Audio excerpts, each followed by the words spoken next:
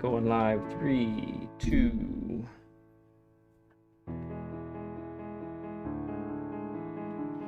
Hello, friends. Good to see you all. Appreciate you all being here. How's it going today? Hope all is well for all of you. Happy Saturday to you, whether your Saturday is getting close to the end or starting, like it is for me. Appreciate everybody hanging out today, and especially you guys coming in here in the beginning. So before we get to the lay of the land for what's going to happen today, let's say hi to everybody. We got Nielsen in P1. That's a great job, Nielsen. Well done on your first place finish. BL is P2. She is the witness, yes. Naiah's got P3. Good to have you here, sir. We'll get to talking to Naiah in a moment. Let's keep going down. We got Advocate. Good to see you, Advocate. Ramboy, great to see you, friend. Heck of a time on race B, dude. Well done, SD, race long and prosper, dropping off a like, have some racing to do. That's what I'm talking about. Let's go. Let us taking too long. I'm here now. I'm here. I made it. JD, good morning, good evening to you. JD's Naiah's neighbor. Not exact neighbor, but JD's in Perth. Let's see. All right. Great to have you guys here. Sure more people will trickle in. But let's give you the plan for the day. So we're going to introduce our guest here in a moment. I got to get that set up. And talk to him and do the interview portion. After that, you'll see we're not on either daily right now. We're going to work a little bit on trail braking to start, because Gilles Villeneuve is a track in which almost no trail braking happens whatsoever, and so just to kind of complete the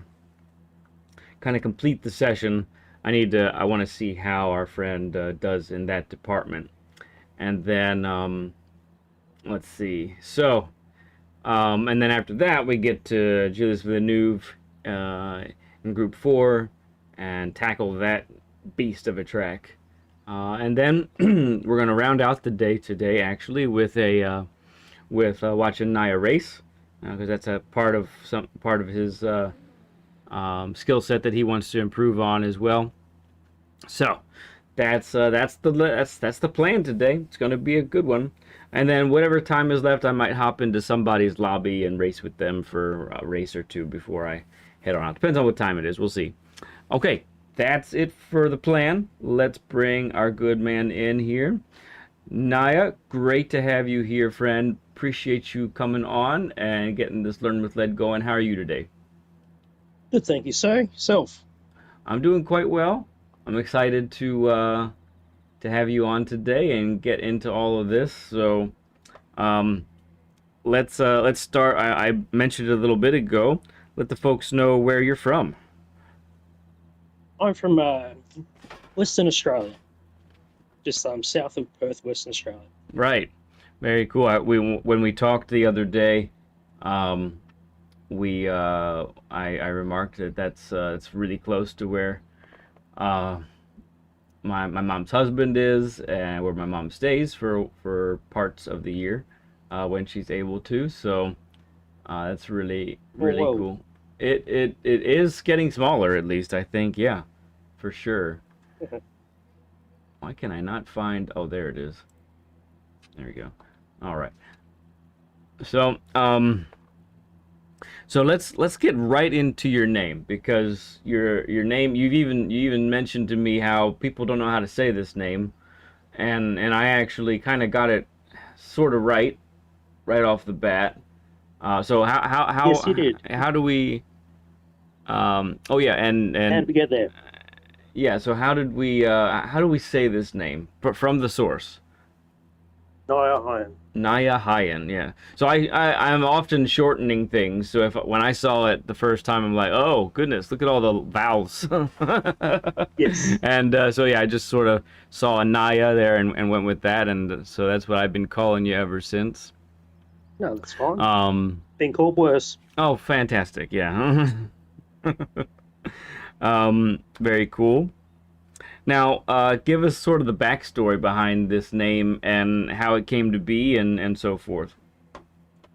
Oh, I will now have this YouTube account for going on 18 years ago. This was going to be a band name, and so I sort of signed up for like a band, so kept this account over the years for my subscriptions, and yeah, then obviously once I've started joining like the lives and just commenting and all that, well, sort of yeah, it makes sense just to keep the same ID. Because that's what people have known me as. So yeah, Got it. Very cool. So part of a band, what do you play? I actually play the bass guitar. Bass guitar. And when did you start learning that? Oh, got my first guitar when I was 13. I turned 40 this year, so to give you an idea, yeah. So playing guitar for a little while. Got it. And then, so what genre would you say your band is? Well, the band that I like initially started never sort of like eventuated, but I'm in a band now. We play thrash metal, sort of Slayer, Metallica style. Mm-hmm. Somewhere like in between. Very cool. The band's called N-Force. N-Force. So do you have any videos of that band up right now on your channel or? No, I don't. No, not at the moment. No. No, okay. Gotcha. Never to do so. Well, I did check out your channel here. I did see that you have some activity on there. I'm guessing I'm seeing man with guitar and and bass and all of that. I see stuff from just a year ago. So I put your Awesome. Yep. I put your channel up there just for fun for people to check you out and see what you've Yeah, no what worries. you've put up there. Cool. So that's fun. Um so yeah, we have JD in chat. We have that's your fellow Australian. That's my mom's husband. He's in Perth, not too far from you. I missed the name of your town as well. BL's asking for which town it is. So I'm Mandra. Yep, you said it so fast that I can't pick it out. Mandurah. Spell that for me. Mandurah. Ah, Mandurah. Okay, got it. Very cool. Let's see. So that's what you do for besides GT7. That seems to be your passion outside of work, right? Yeah, That's definitely. great. Yeah, That's music great. was it's been a part of my life the last 20+ years, and That's continues to awesome. be so. That's great. And then as far as the job goes, you said you're in the Qualified mechanic. automobile. Yeah, you you're a certified mechanic. So do you work on all makes and models, or is your job Yeah. specific to something? Well, just at the moment, I'm just currently out of work, but that's a story. But in like previous, I've worked on many different models from I started my trade at Holden, which is GM. Yep. Um, I've worked on Sea-Doo jet skis, like BRP products, Yeah. Can-Am and all that. So I've done a variety of different work, and yeah, I've done everything from like your daily car to a Ferrari 360. Okay. Worked on a lot of different cars over the years. Right. So BL's asking, can you fix a 1964 EH Holden? Of course. He says, of course. Is that one of JD's cars? I think I remember that's correct. He's got that older vehicle. Yeah, that's what I thought. Yeah, okay. Well, maybe folks have to hook up here. Um and 'cause that's been JD's kind of baby for a bit, right? That's awesome. Um so that's great. So is there any type of car, you can be completely honest, right? Is there any type of car that you just hate working on? or is there a specific Or car that there's a is just? few. Is there a few? Okay, I'd like to know what are the cars that if they come into your shop, you're like, oh man, I don't want to work on that. Uh, like Land Rover, Mm, definitely. There is some GM products that are quite subpar. yeah, Um, American equivalent would be like a Chevy Spark. Uh, um, yeah, there is some quite subpar cars out there, but it's got to take the good days with the bad days, really, and yeah, do we have to do? right, understand. So do you so with the Land Rover, is it because everything's so tight and not thought through as far as where they put things, or It's, is it things different? are. It's more the customers, I would say, because um, yeah, like least in the history of like the ones I've, they haven't been very well maintained, and the customers sort of think they've got a prestige car, but um, bucket of pus. Mm-hmm. My goodness. So maybe it might just be biased to the experience I've had with them, but yeah, Got it. Yeah, I see that. I see what you're saying in their chat, friends in chat. I'm boosting him a little bit to try and kind of overcome some of that. So let me know if that's any better. Um, let's see. Okay. All right. So let's get into the Gran Turismo side of things. And well, you and I share something in common, right? As far as our equipment. yes, got the same steering wheel pedals. That's awesome. Got the G923. Now you've been doing the Gran Turismo thing for quite a while. GT7 is kind of more recent. Tell the folks a little bit about how you got where you've been as far as the franchise goes, and the how you got into this game here. Well, I've played Gran Turismo since the start. I actually still own a PS1. Let's go. Um, Sort of, yeah, gone through, yeah, Gran Turismo 2, 3, 4, and 5. My first sort of online venture was Gran Turismo 6, back when there was league racing, because there was no sort of racing like there is these days. Yeah. Um, yeah, and then that was about 10 years ago. Then then I went and played Xbox for a while. Okay. Um, yeah, then sort of just got back into a PS5. What was like end of last year, start of this year, and yeah, been loving it ever since.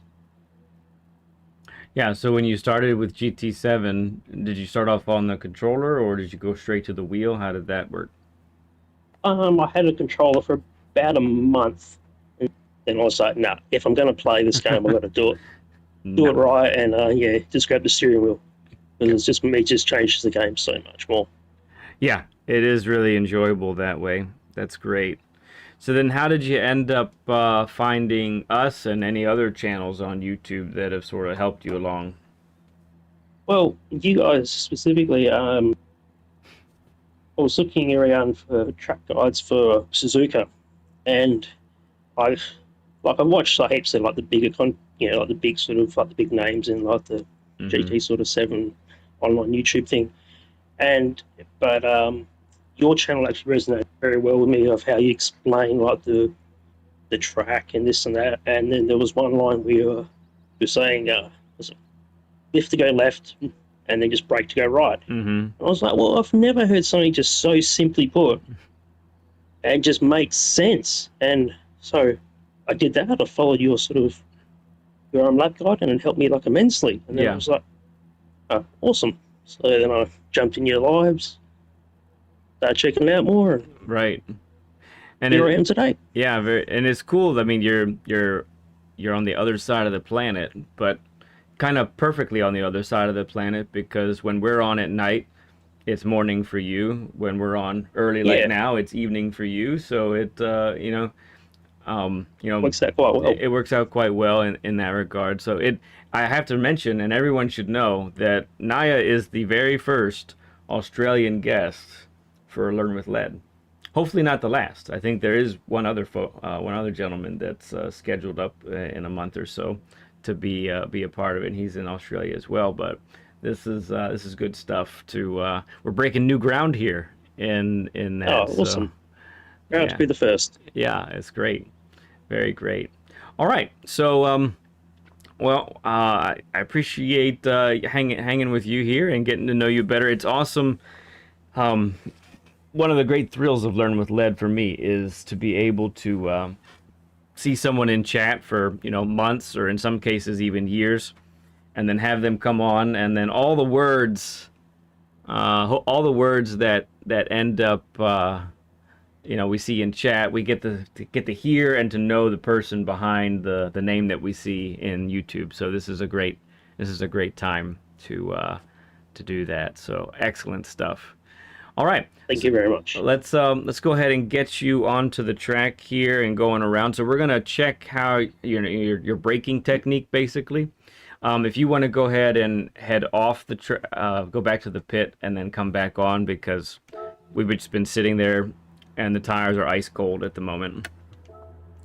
So go ahead and see. We'll get right to spectating here, and once you're ready to go ahead and go for it, Naya, and we'll get going.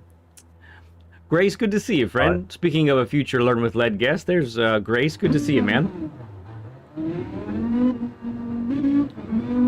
Yeah, Grace, yours is just maybe half a month away.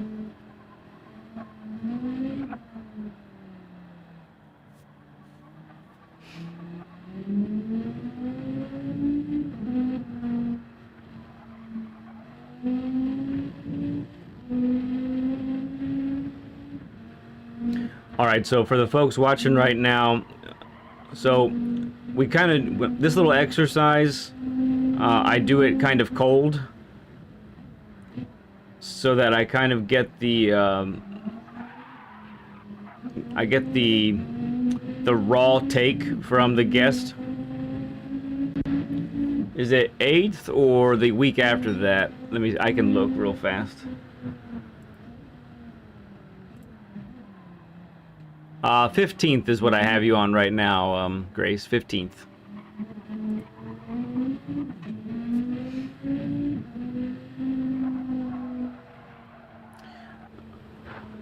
Yep. So I think go ahead and do lift there, but go ahead and downshift to second when you lift. That's going to help tighten the car.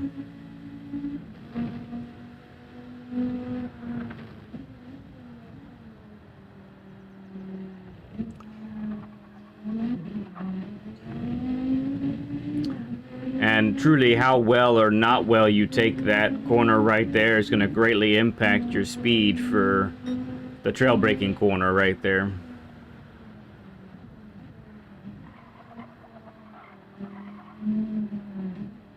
Yep, I do think first gear is important there to help slow the car down.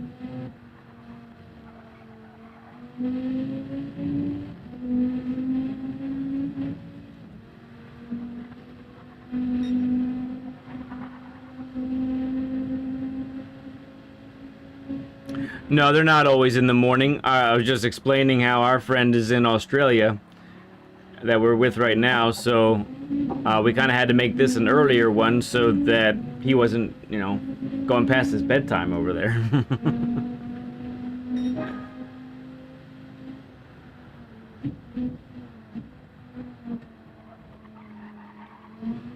All right, very good. Try and keep it nice and tight to this second apex there.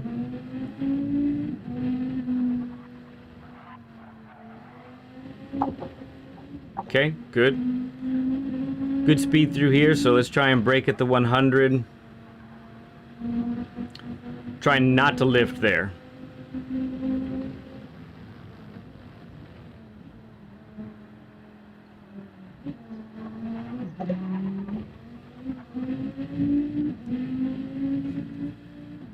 All right, with the speed that you're taking there right now, go ahead and brake a little bit later than the 100, I think.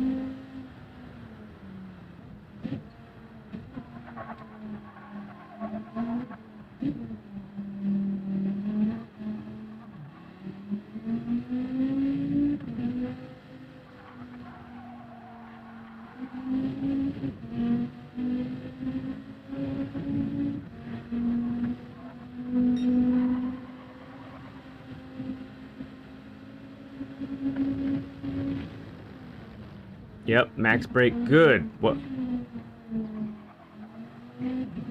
All right, that was really good. So what's missing there a little bit is a later turn in. You kind of turned in a little bit early, but otherwise very good. Keep going.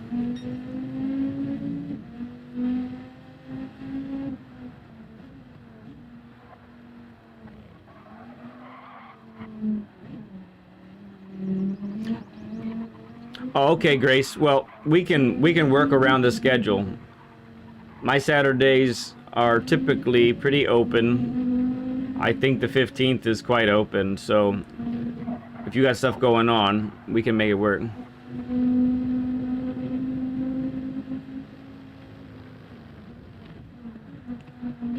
Good, yes. All right, so what I want to see there, you were off the brake just a little bit too soon.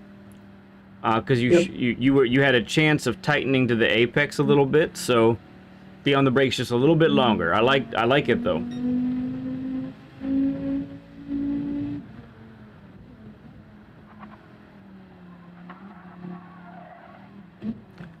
Advocate is asking, is there a way in GT7 where I can only drive without cars?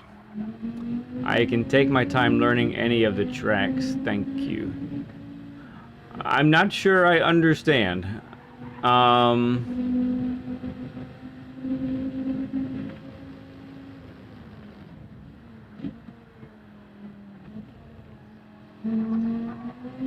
Still a later turn in, but that's good. Let's go again. Yeah, I'm not sure what you mean, Advocate. Without cars.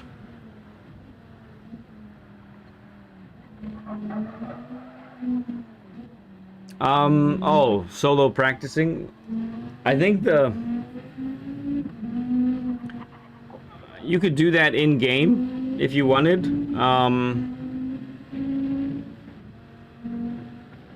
You can do a custom practice.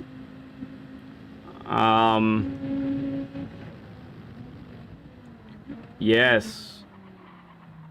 We just needed a first gear that time. But that was a really great line. It was the beginning of a great line.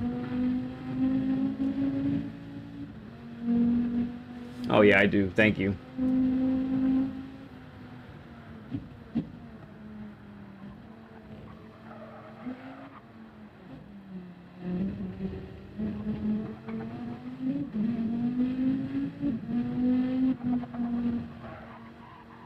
Good. You're getting faster through there. Excellent.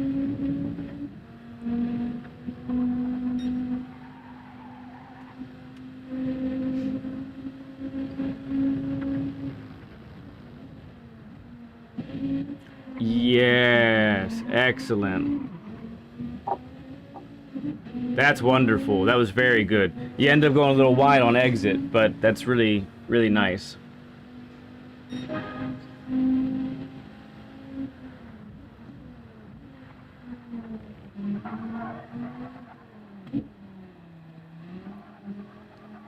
All right, tires are starting to hurt because I do have. That's okay. We can stop it there. You did get faster along the way as well. You ended up with a 45.7, so that's nice. Just so you know, this is one of the practices exercises that I have for my coaching course. And so so this is good stuff. I think that what I'm seeing is good overall approach. Go ahead and spectate me just for a moment. Oops. And I'm gonna head out and just show you a little bit.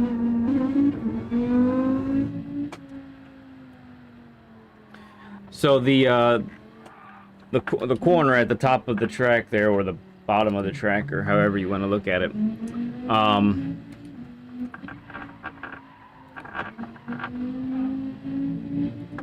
It's nearly 180 degrees, so whenever you have a corner that's like that, you're looking to, apex late.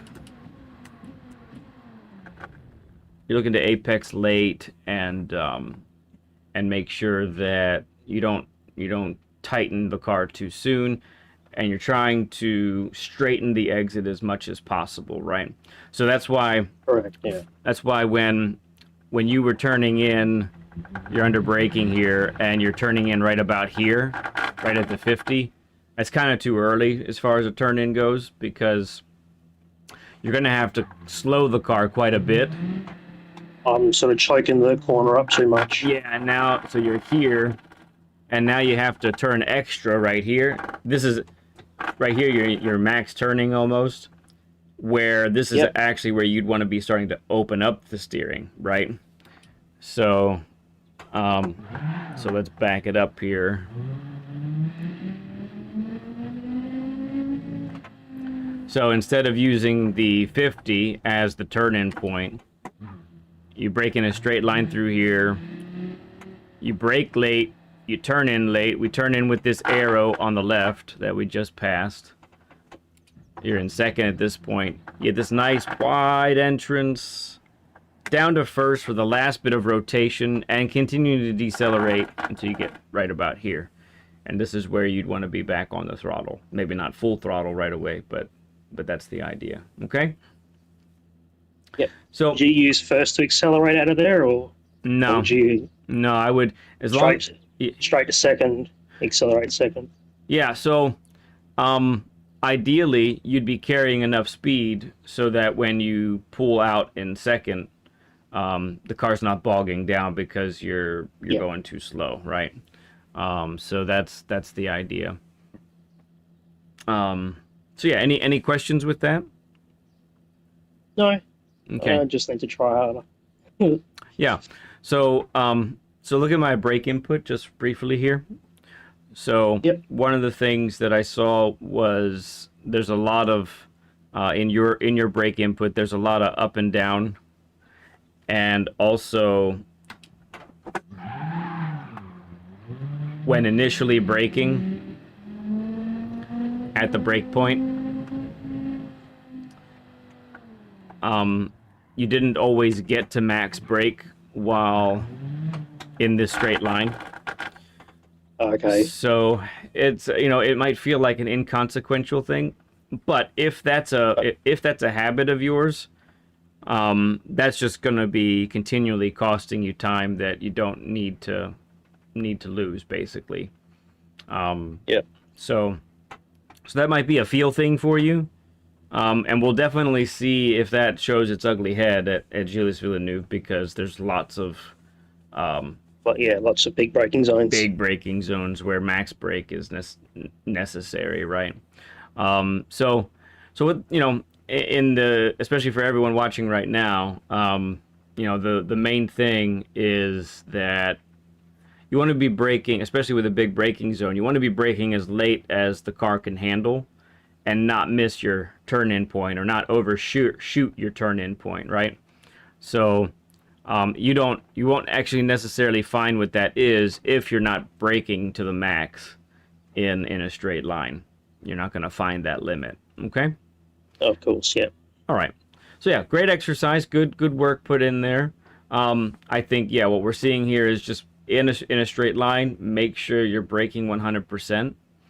And then as you get to the turn-in point, basically once you start turning, that's when you begin to trail brake. And from this point where I'm at right now, turn-in points here actually, from where I am right now to the slowest point of the corner, you want as much of a smooth descent in the braking as possible.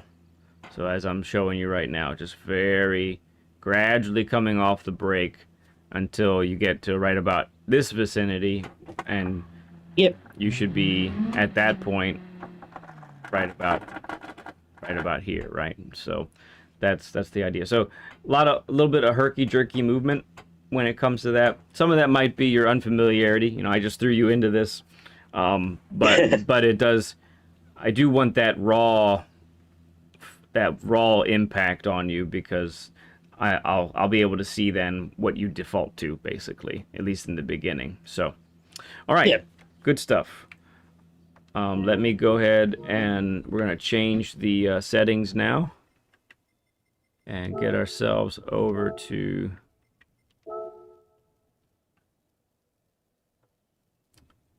Gilles Villeneuve. There you are.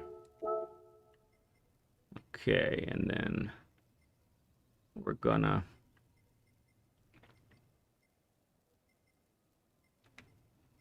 group 4. Oh, you know what? I need to load settings because that's going to take too long to change all those things. Let's get this one. That's what we want. Group 4. We are unfortunately having to use hard tires. Fortunately, yes. Again. When I saw the track was sort of just listed early by like the data miners and that, so I thought I'd just give it a shot. I did like 20 laps. I'm like, this Yeah. highway, like this, yeah. Oh, I didn't change the track. I'm silly. I changed it the last time and then I didn't change it this time.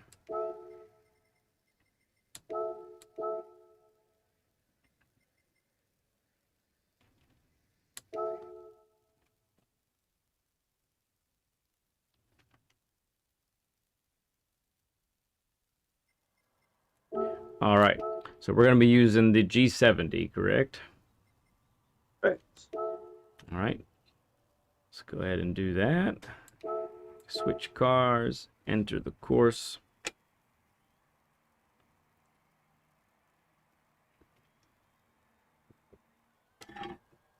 All right, so you said you made a special livery for the event today, right? Yeah. So let's go ahead and get on track and let's see what that's all about. Let's get out of the pit lane first.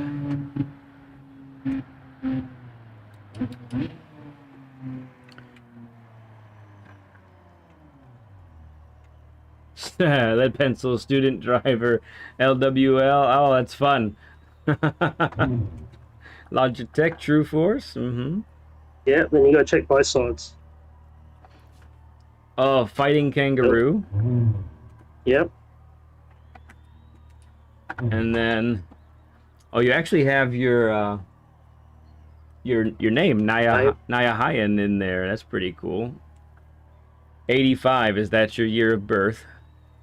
That is, sir. Yeah. Kangaroo crossing sign. Very cool. You did good work on this. That's great. Yeah. And you found my lead pencil. Yes, pen pencil. Then on the back. Is there more on the other side that's different? Yes. Yeah, Okay. it's different. All right, let me head over there. You just stay put.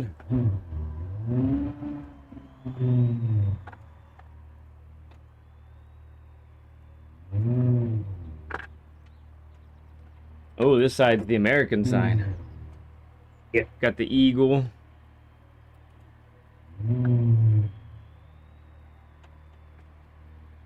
Yeah. Oh, and the U.S. and all the colors. Very fun. Very cool, bud. Nicely done. Thank you. Okay. Let me get this turned around here. And we'll start, we're going to go around the track. And just sort of go a little, 60% speed here. And talk about what's going on exactly. So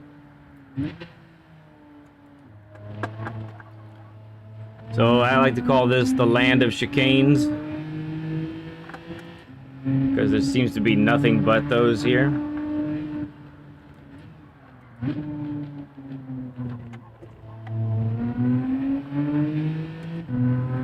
So you watch our lap guides and you follow us pretty closely there. So what do I usually say about what's important for a chicane? The exit speed. Okay, yep. Or I like the exit speed, yeah. And how do we get the most exit speed? With the right line. You sort of just identify when we're at our fastest and our slowest. Right.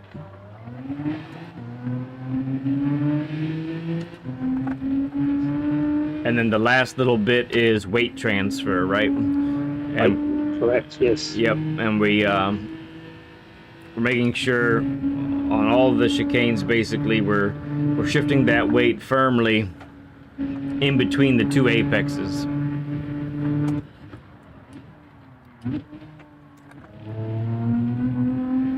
Hey there, Polly Mazda. Good to see you, friend. Polly's also saying hi to you, Naya. Oh, hi, Polly.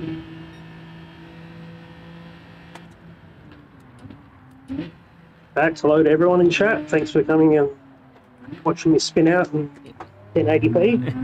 In 1080p. Hey there, Pablo. How's it going, bud? I'm probably, if I have time, I'm gonna just hop into some people's lobbies. But I'm not gonna do any more dailies this week, I don't think.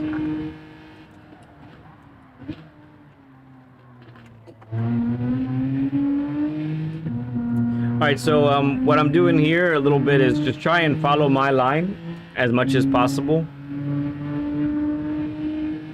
We're not pushing at the moment. I just want to make sure that you see what the proper line would be as far as a conservative one. We're not taking any risks on the sausages right now, for example. At least I'm not going to try to.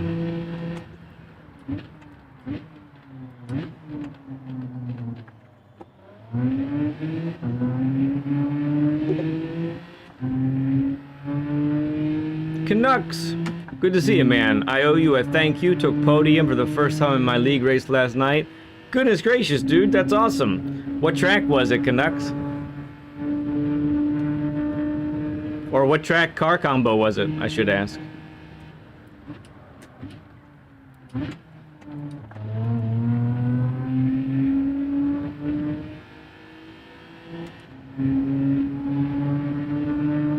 Oh yeah, man. Good pedals are gonna make a big difference.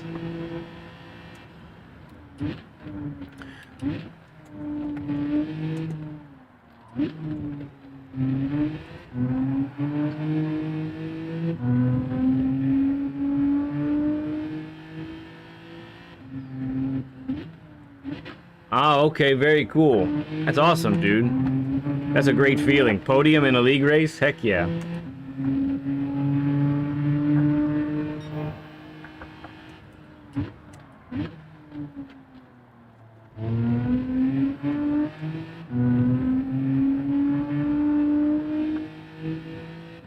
So I'm seeing from behind right now, Naya. I'm not positive, but it looks like we're getting on the throttle too soon in some cases. Okay. Oh, I'm overshooting because I'm looking behind me. I'm saying that because I'm seeing you go wide and looks like experiencing understeer, trying to make the corner.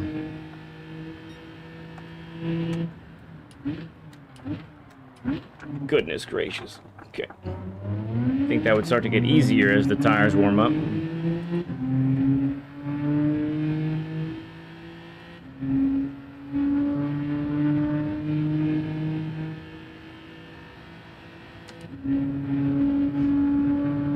Alright, once we get to the start-finish straight here, we'll have you take the lead, okay, Naya? Yep.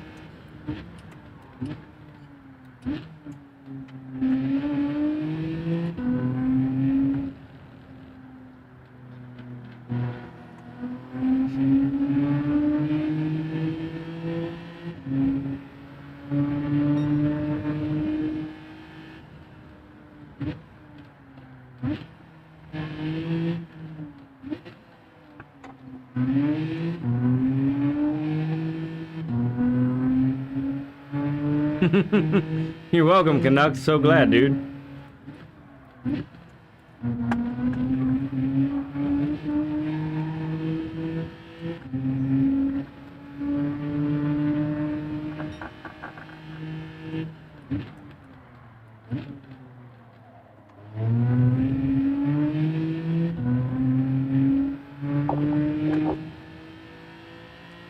Little scrape on the wall there.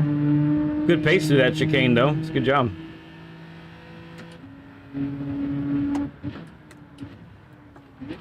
Oh, goodness. Not sure if that's a car thing or me thing.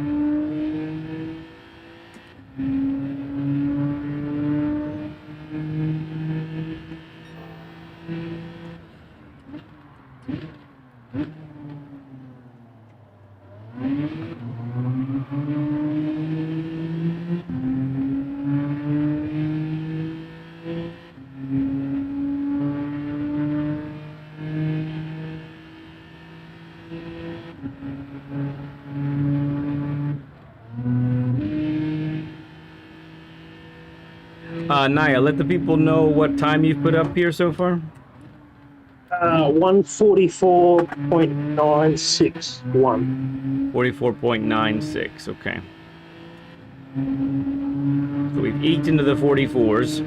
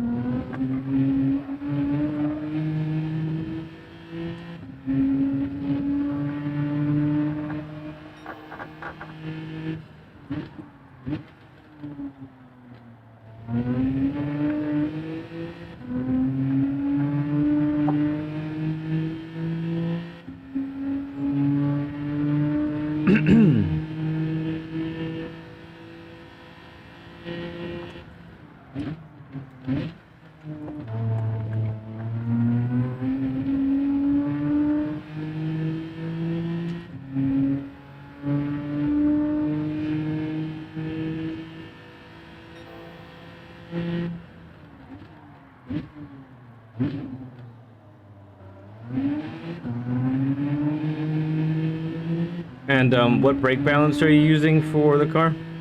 Oh, I haven't even changed it, so to be right in the middle. Okay. Up the next rear. Yeah, I think that's fair for this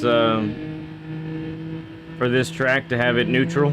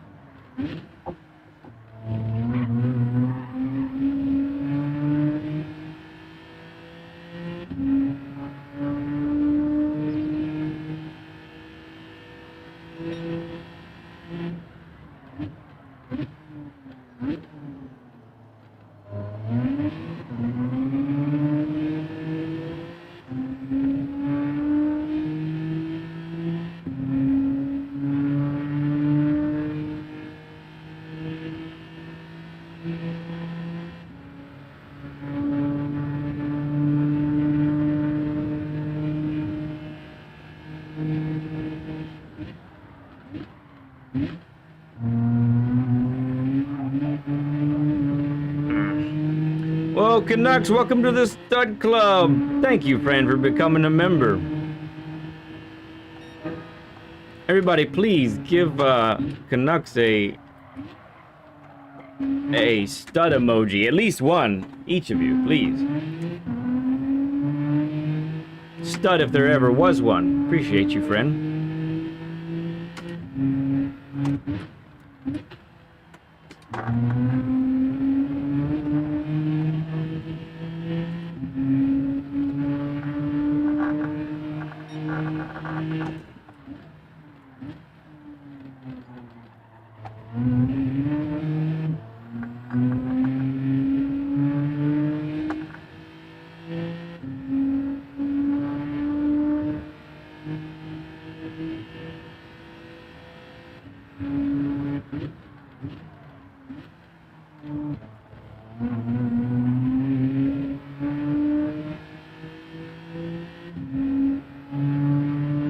Nux. Okay, got you.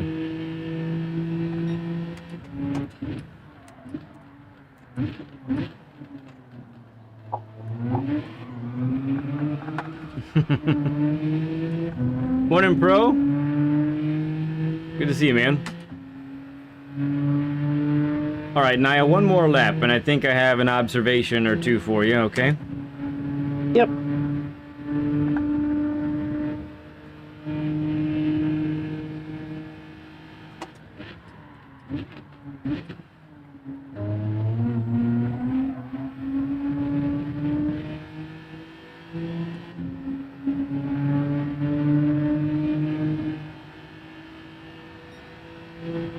Well,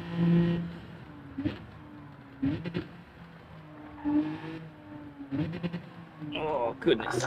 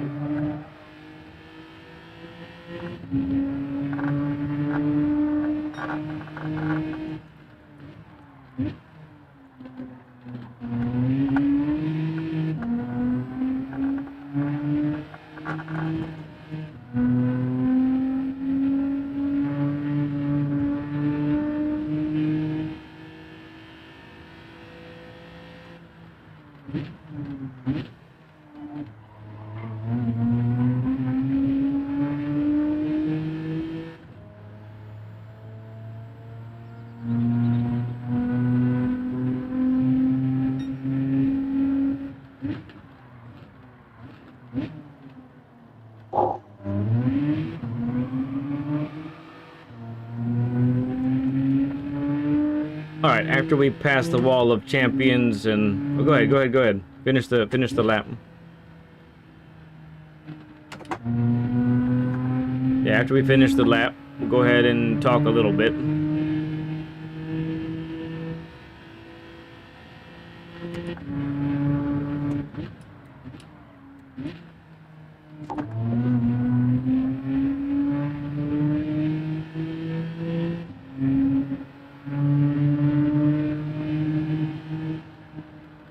Okay, so I like the overall pace. Like there's something that you found that really works, and you're pretty consistent.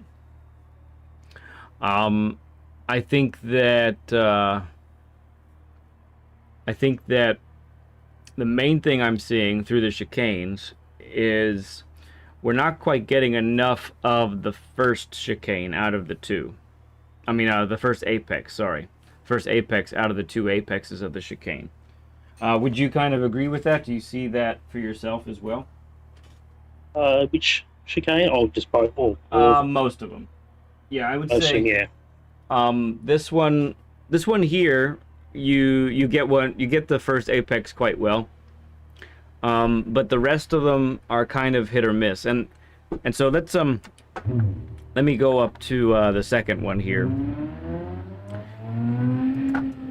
It's not like, I mean, some cases you're pretty wide of it, but for the most part, you're just maybe a half a car width too wide of where you could be. So if you want to just see right here, so instead of, for instance, for this one, instead of having your tires on the curb, you're just missing the curb, right? Okay. Like where I am right now. For this one coming up here,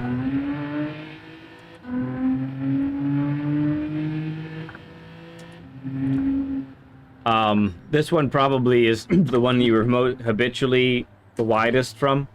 So I'd often see you right around this area here. When instead of being like you are right now, exactly. That same thing with excuse me. Same thing with this one after the bridge.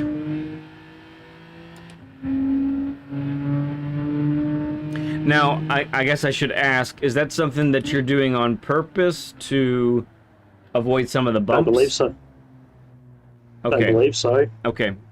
Yeah, so this one, like, we're right about here, where we really want to be, at the very least, we want to be grazing that sausage with our right tires, you know?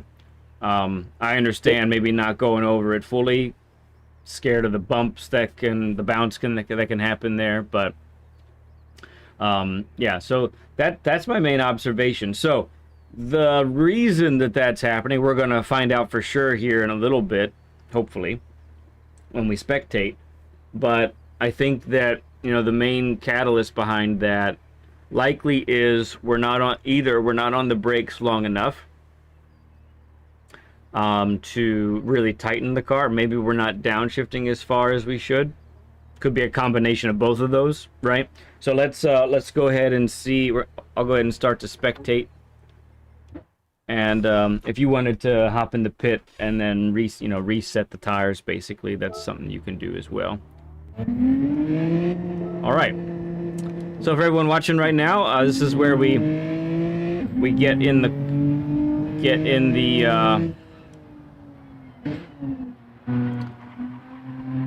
into the spectating mode here, and we get to see everyone's inputs.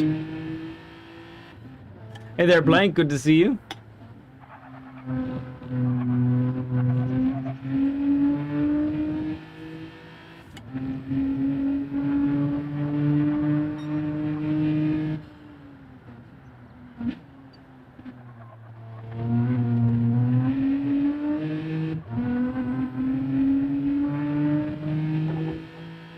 Coffee for everyone. Thanks, BO.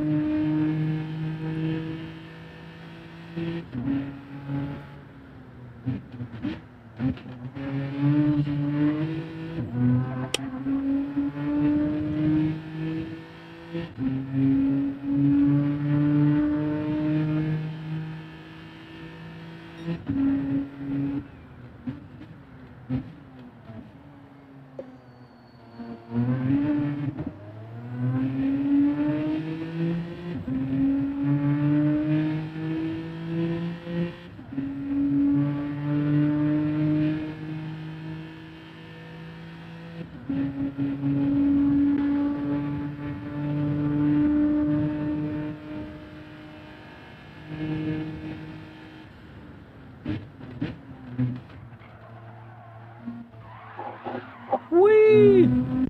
That's quite the ride.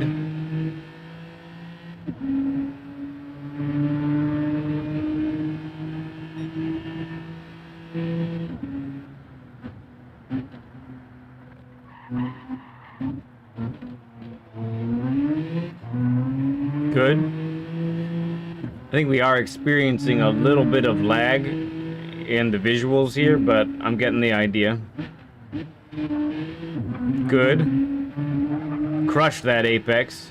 No lift on exit. Very nice.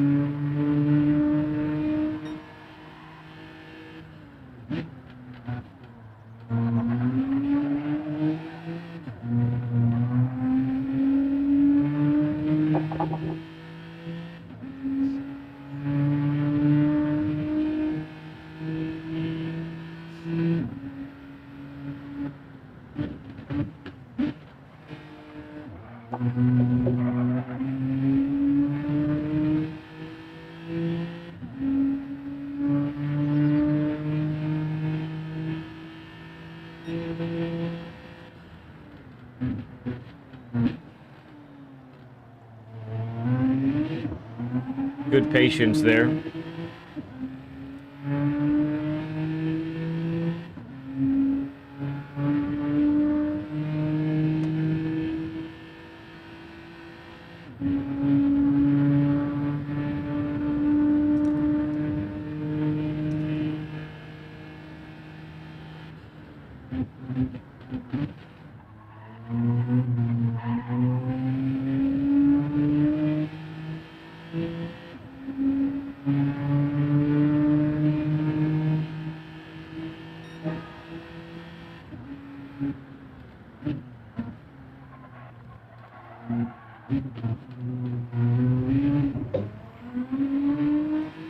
Yeah, I really like your turn one. You really are able to get on the throttle pretty early. Sort of makes it a little bit easier too. Doesn't really spin. Mm-hmm.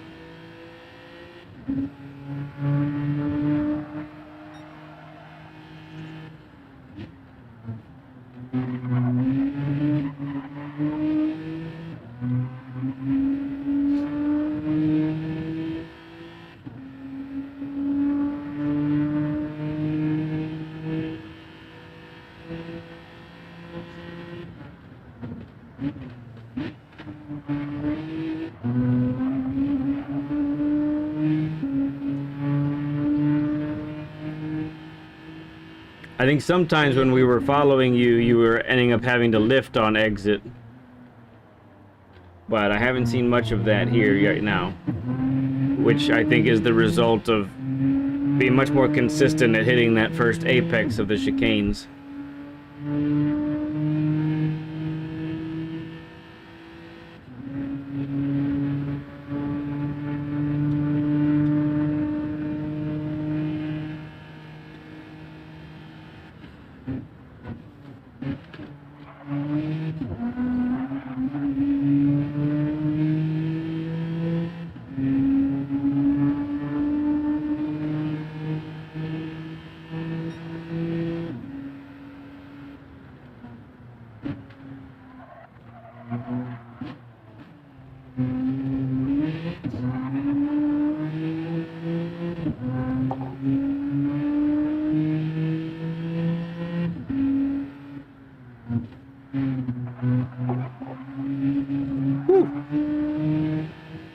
Very good speed carried through there. Much more than usual.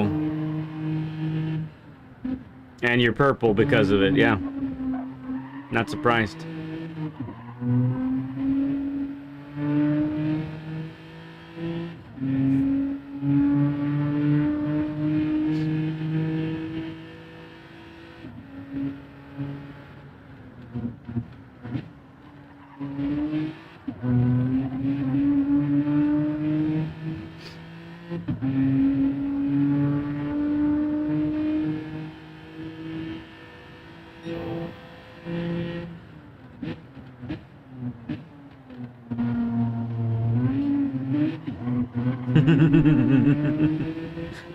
It was so tempting. And you were like, oh, I want to get on the throttle. No, I shouldn't. Yes, I do. No, I shouldn't. The walls too. Yeah, scary. Yeah, and you don't always know like how much understeer you're gonna get Right. until you get it.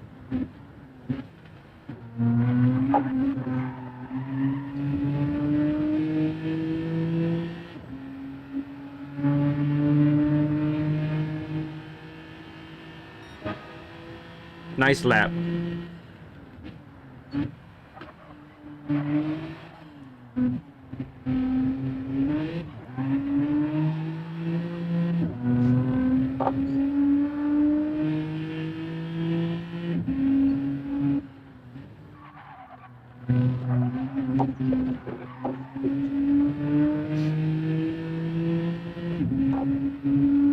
See that sector time. Okay, yeah. Man, what a difference that you just had a lightning first sector that last lap.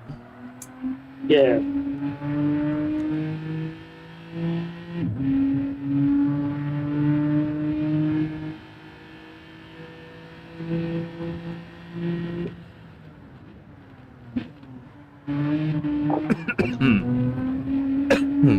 Excuse me.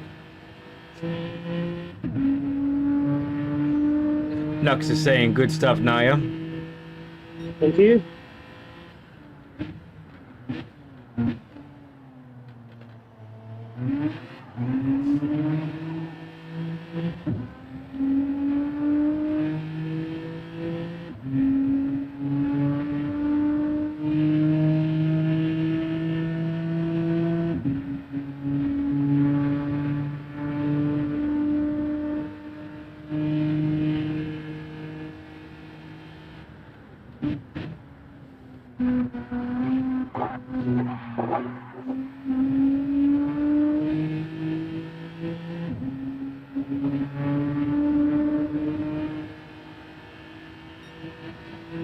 Okay, one more time.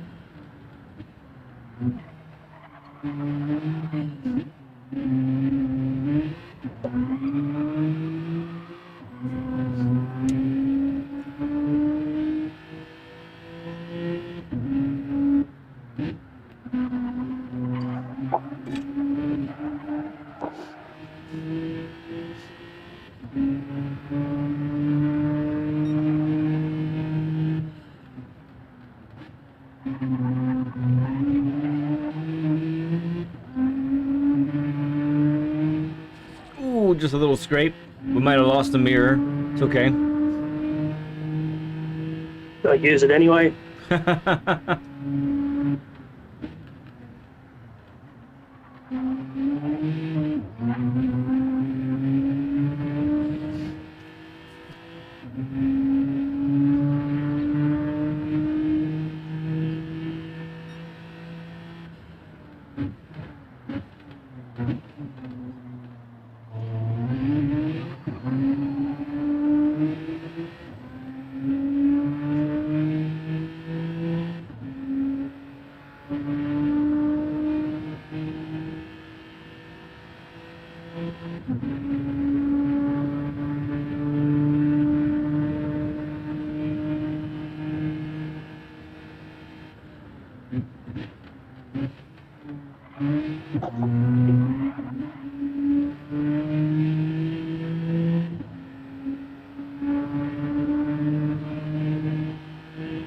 Okay, let's take a moment here and discuss a couple things. So, all right, good improvement over the time there. So I think, you know, one of the main takeaways I have is, you know, kind of what we saw in the Lago course. Your inconsistency with max braking in a straight line, I think is very much hampering you in the big braking zones here. Sometimes you're beginning to brake and it's only like 60-70% pressure. You end up getting to 100% pressure, but then there's modulation in the straight portion of the braking zone, which we really don't want that. We want to be braking as late as the car can handle, 100% brake pressure throughout that. Once we get to the turn-in point, then it's time to trail off the brakes, or in the cases of some of these corners here, like just come off the brakes, let the car coast a little bit, and then off you go. What I'd like to do is I'm going to close this lobby. I'm going to start a share screen with you. We're going to look at that element, especially in my fastest lap, okay, for time trialing. Okay, so I send you an invite. Go ahead and accept that. Let me know if you receive that.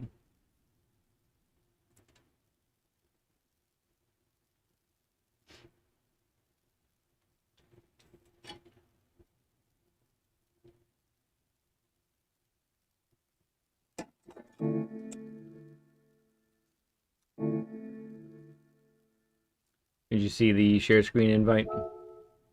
Yeah, what do I click on? Okay, good stuff. Oh yeah, I just did that and that. Okay. All right, so this is a different car, but the main thing is how we're treating the braking zones. What view do you normally use when you're racing? The bumper cam.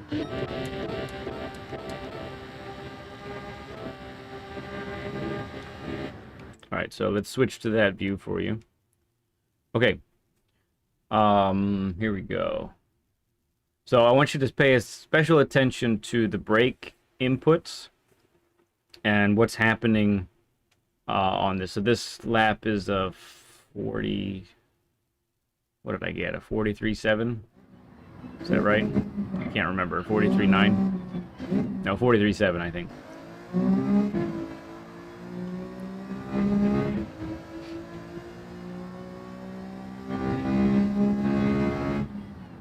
So, there we are. Full brake, trail braking off, letting go, boom. Now, I'd say you improved massively, especially on your fastest lap, because you're hovering right around this mile/hour range also, which is good.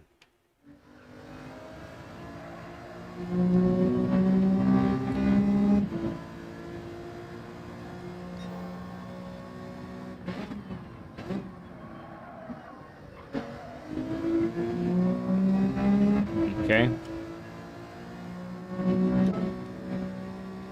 Skip up to this one. This one especially was one where not initiating at 100% brake pressure. Okay.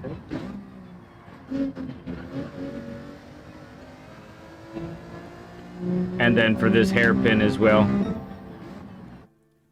So like, for instance, I paused it here. Right here, often you're in the 60% range, 70% range. Then here, by the time you get to the 50, now you're at 100.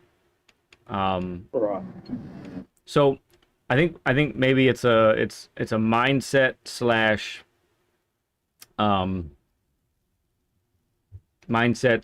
approach kind of difference that needs to take place, where we want to be considering the braking zone as a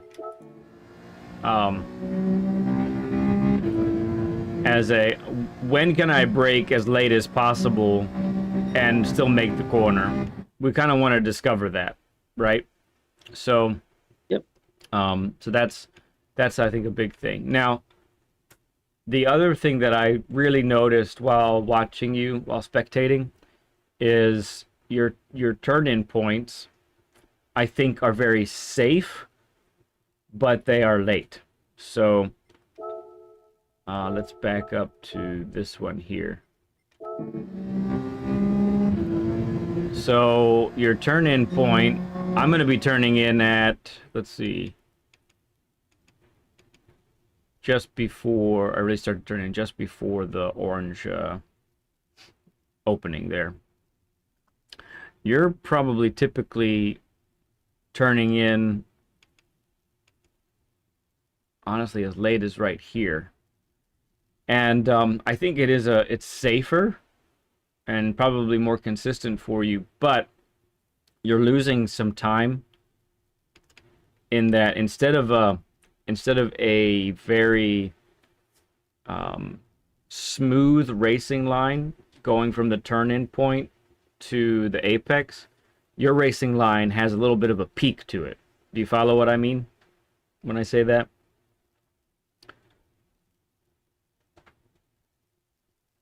Are you still there, Naya? Where it's sort of... Yes, I'm still here. I think I lost you there. I didn't hear what you said. Yeah, it's sort of, it feels like there's a point in the corner where the car sort of stalls, if you want to say, like it feels like it sort of could carry more speed through there. Yeah, exactly. So, like, right where I'm sitting right now, you're probably a car width over to the right from here. Yep. And that is, so you have that's that peak in the racing line. And then you have to come back to the apex, which you've been hitting the apex, but you lose probably a tenth in the deceleration area because of that. Yes, okay. You follow me there? So this one was like that, and this one very much so. So, so your braking point is good, like this, same as what you should be doing. You are modulating your braking through here when it should be just flat 100% brake pressure. See, okay. I'm beginning to turn in at the 50. You turn in closer to those marshals up there. You see them? Yes. Again, I think a safe entrance, but not, I'm going to say, not aggressive enough in the braking zone. Right. And you see how I'm carrying 64, 65 right here. You are typically 59, 60 right here. Okay. And you have to accelerate then from, you know, 5 mile an hour deficit basically. So Yeah, to catch back up. so yeah, those are the two main observations, which honestly interesting, different, not something that I always see. If you know, just as from a coaching perspective, I don't see this as much. I Okay. usually see more diving to the apex. I usually see, um, you know, there people are mashing on the brakes, but they're trying to hero brake and they're starting to brake too late. So interesting techniques that you have developed over the last half a year or so. So bottom line then is we're going to have you go to the practice daily here in a moment. So what I really want you to do, if you're going to beat that 44.9 that we're talking about, right, that you have right now, it's gonna take beginning to brake a little bit later and beginning to turn in a little bit sooner. Okay, Okay. that's what it's gonna take to make this happen. So let's see if we can get you to feel that and be at least relatively comfortable with it. Okay. All right. So Okay. I'm going to end this share screen if I can ever get to the right spot. And then if you could initiate a share screen with me, that would be great.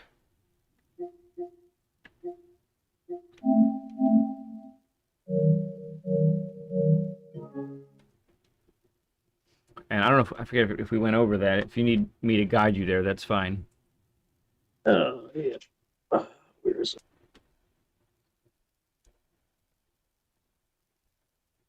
Hey there, Nando. Good to see you, man. Coffee, indeed. Cheers, everyone. Salud, as they say in España.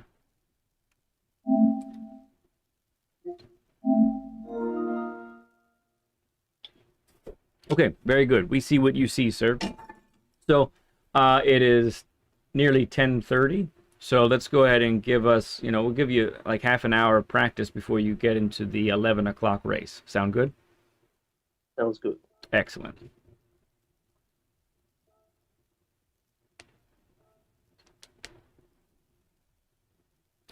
Right. Yep. Can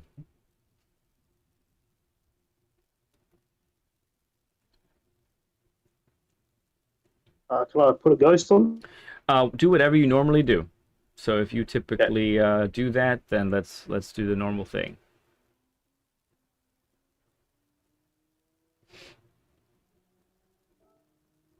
All right, I like it. The fastest Atenza. Good deal.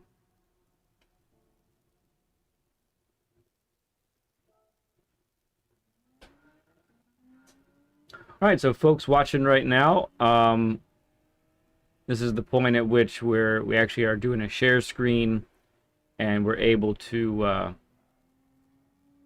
give our guests an opportunity to take the things we've talked about and see if we can put it together into a lap where we end up improving.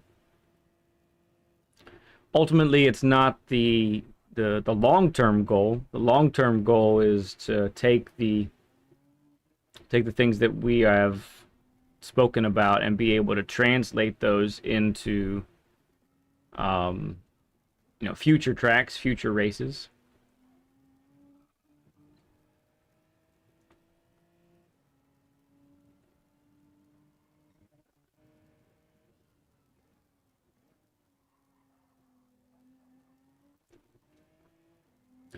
Yeah, the Ghost will be a good reference for you as well. They're you pick the fastest Atenza, so they're demonstrating for you basically the perfect line, at least the perfect line up to this point. So you definitely want to follow that line as closely as you can, and really take note of when you haven't followed that line. You know what I mean? Yeah. If you end up wide from where the Ghost is, it's a great indication. You're like, okay, I need to brake a little bit differently so I can get on the throttle sooner and so forth.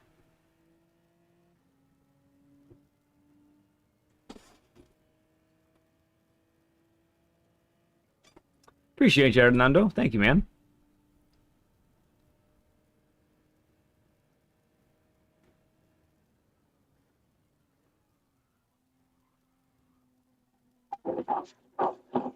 That was brave. I liked it. And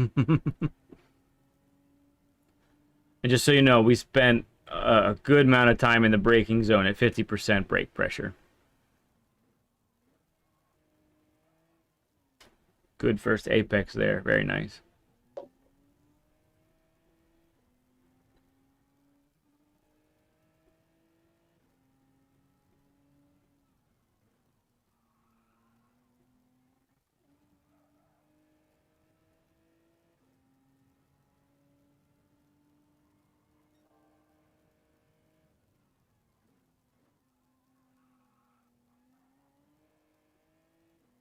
Good line through there.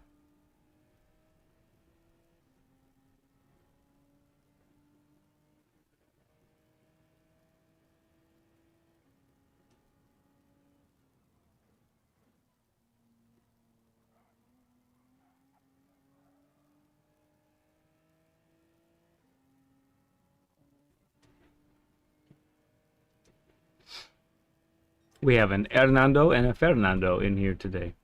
That's pretty cool.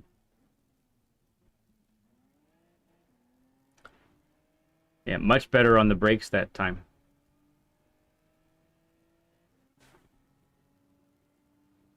Do apologize for the lack of game audio. When we do this share screen business, we kind of lose the game audio portion.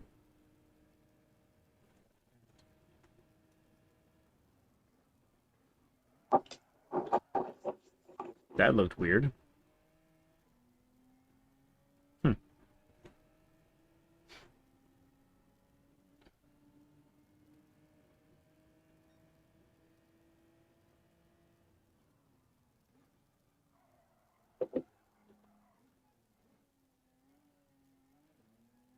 Okay. All right, Nux. Cool.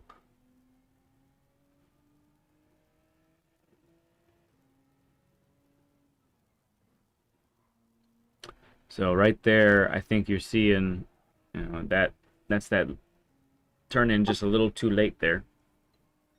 Okay.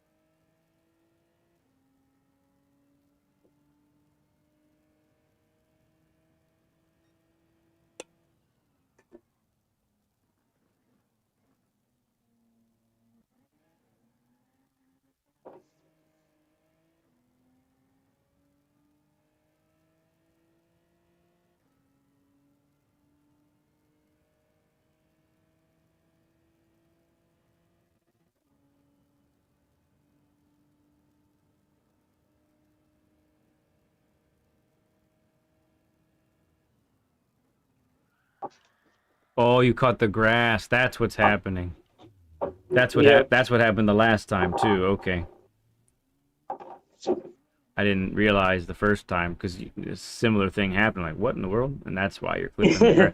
There's very little grip on the grass. That's okay. Hey Dave. Oh yeah, we're doing a share screen now, so it's intermittent, but it's mostly not there. I actually hear a little bit more than usual myself.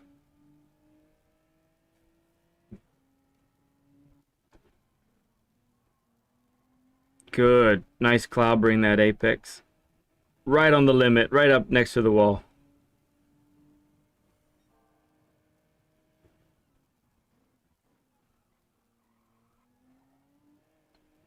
All right. That was a little bit wider than the ghost you saw, but recovered pretty quickly, so we didn't lose too much time.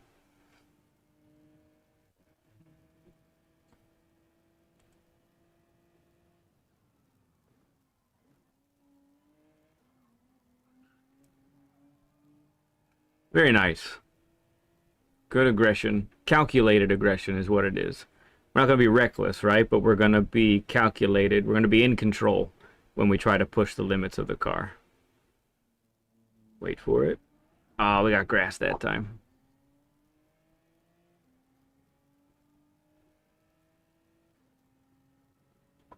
Apexes are for clobbering, yes.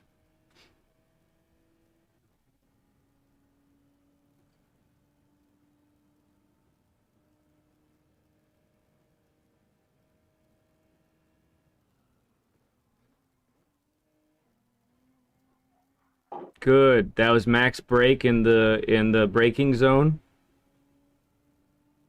You lifted off at the brakes just at the right time.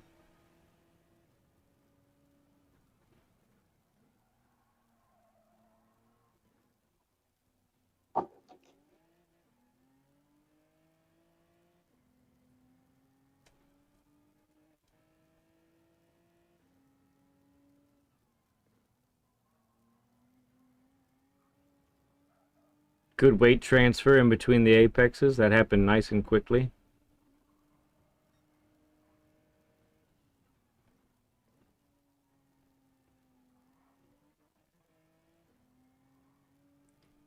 Will it hold? Yes, it will. Ooh. All right, do you feel a little more on the limit right now? I did, yes. Yeah, okay, good.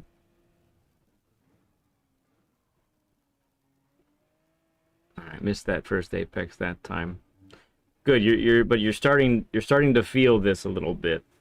You know, what you're doing more right now is more like how we're wanting to approach.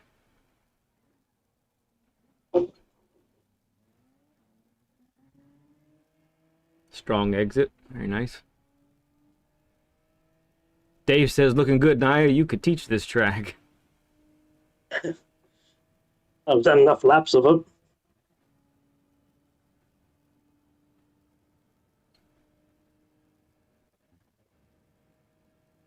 Oh, very cool, Hernando. Our friend Beecham is a motorcycle riding instructor as well. Oh, wow. It happens. That thinking wall. It's gonna do that to you.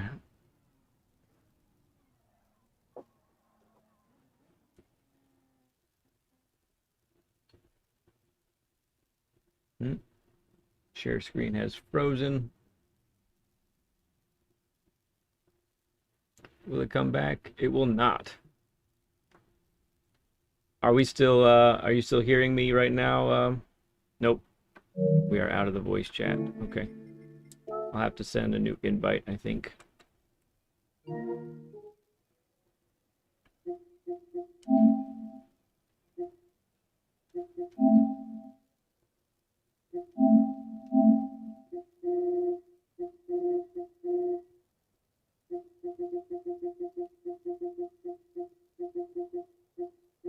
Oh, not even showing here right now.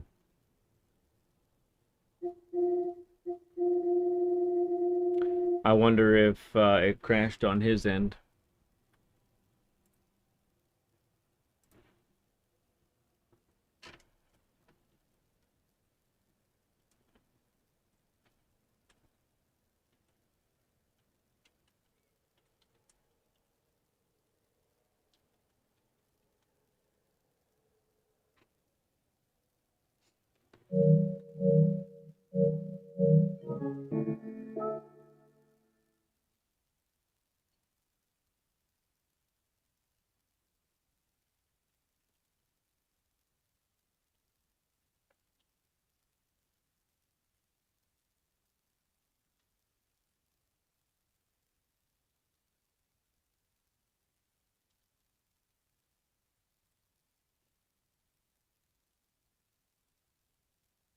Look again.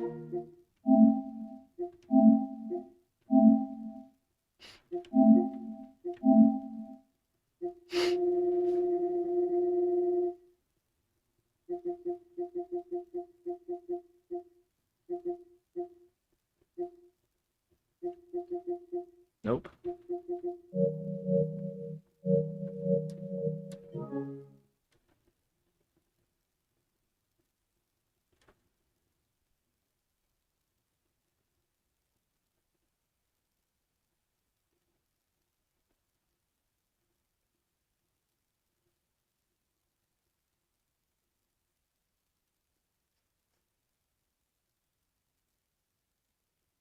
Technology.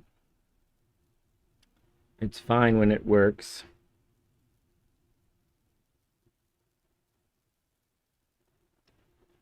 Not as cool when it doesn't.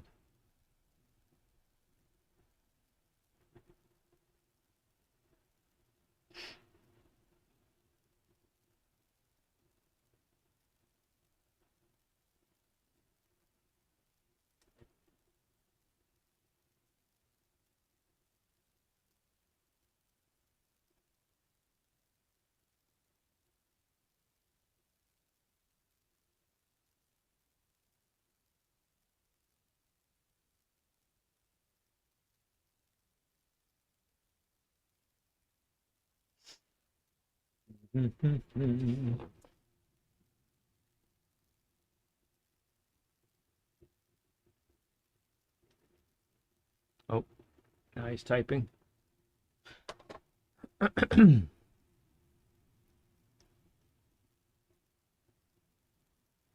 Oh, you're there. Now I see you in chat. Technology, hey? Yes.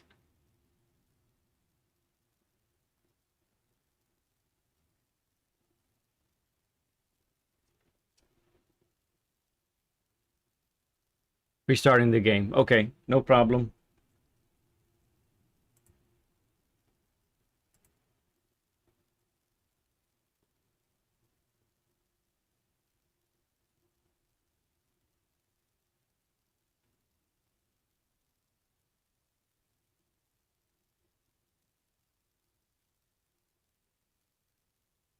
Oh, interesting, Bio. Okay.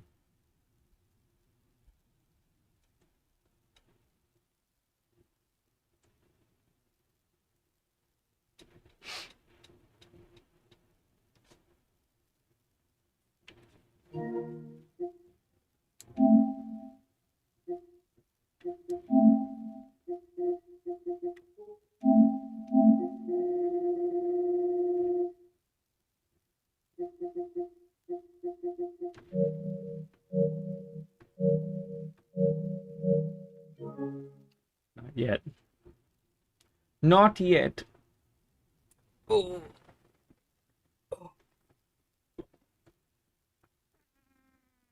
Excuse me. Gotta stretch the bones.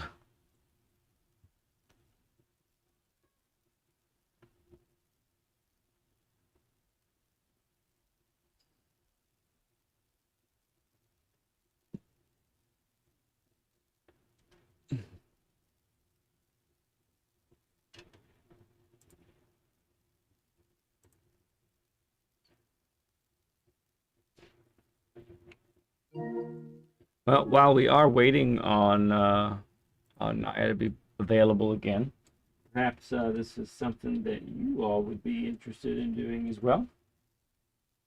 Give ourselves a little commercial here. You can reach out to me at PSN on Lead Pencil 2017. You can also join our Discord and DM me on Discord. And if you were to do that, you can reach out to me and say, I'll answer that with what I'm saying here, Mr. Hernando. So you can reach out to me on Discord and let me know that you want to do a session like this. Or if you want to take it to the next level, you can also sign up for regular coaching, which I will begin doing in 2 Tuesdays. And there's the link for all the information and sign up for the Speed Force Academy that we have started. So with Speed Force Academy and me becoming your regular coach, if I have drills and things and exercises for you to work on, but the other element of me becoming your personal coach is whatever you're working on, I will help you with it as well. So if you're doing nations or manufacturers, if you're doing a league race, if you're doing the dailies, whatever it is that you're working on, I can also spend time helping you improve in those areas as well. So the Learn with Leads, like you're seeing right now, that is free.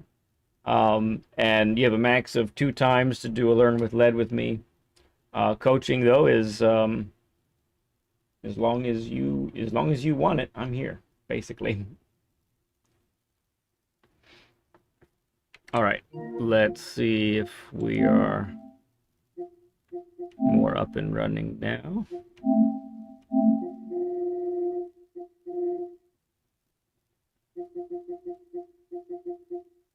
There you are. All right, I think we'll get our boy back here.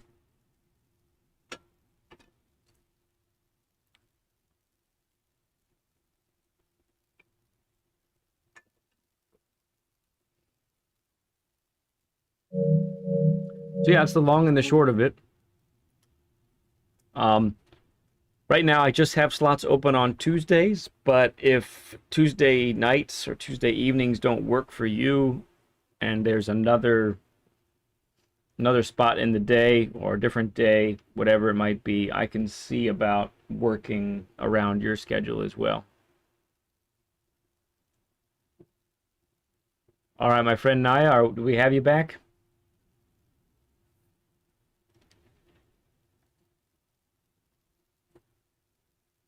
It says you've joined, but I don't hear you yet.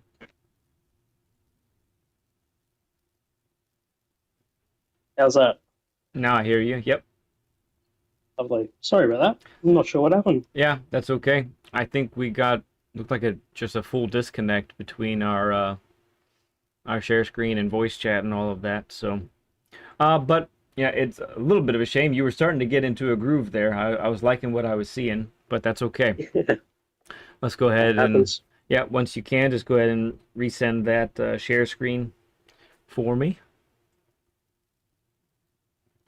And this time we can check into the race as well, and you can practice until it's race time.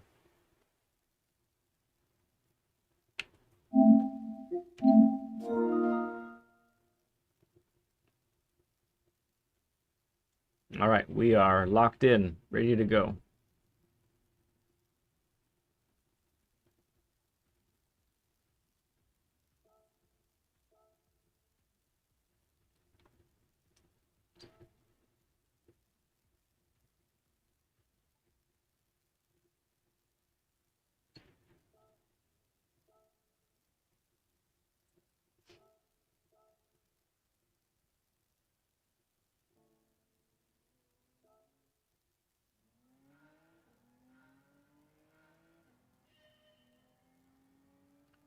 All right, so we were working on some calculated aggression in the braking zone,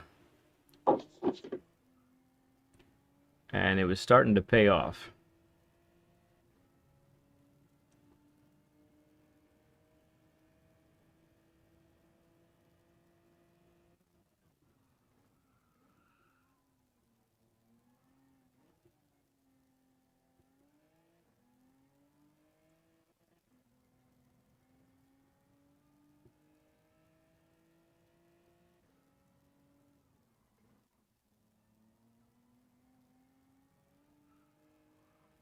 Whew.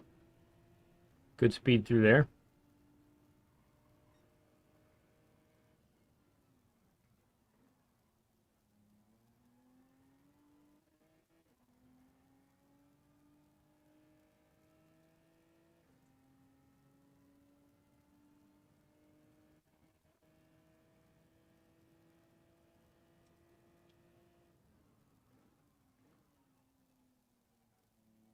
So have you done many races yet this week here? I've done a handful, Okay. maybe 2 or 3. Where has your current time put you on the grid usually? It depends if I get put with the aliens or not. Oh, sometimes you get If I bumped up to racing low-phone drivers as like yourself, so in a B-rated lobby, top 6. okay. In a mixed lobby can be at least I've been as low as 10th. Got it. Okay.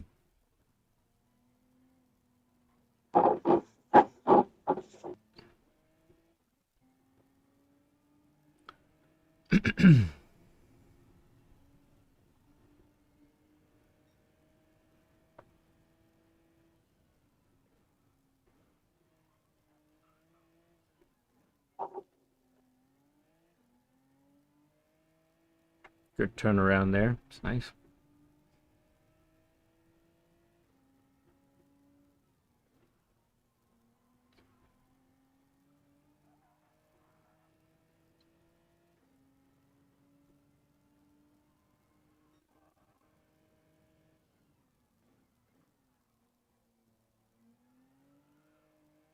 Okay. That time there's that peaked racing line that we were talking about. Definitely Yeah, I showed up was there. too wide. Mm-hmm.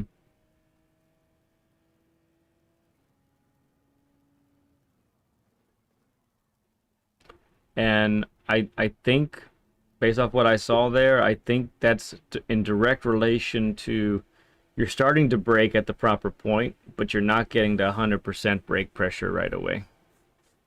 Yeah, I might have to. Does it feel like you're getting to 100% right away? Is that what? Feels like I'm going to flex my sim rig, to be honest. Is there some So flex? maybe it could be a little bit. Okay.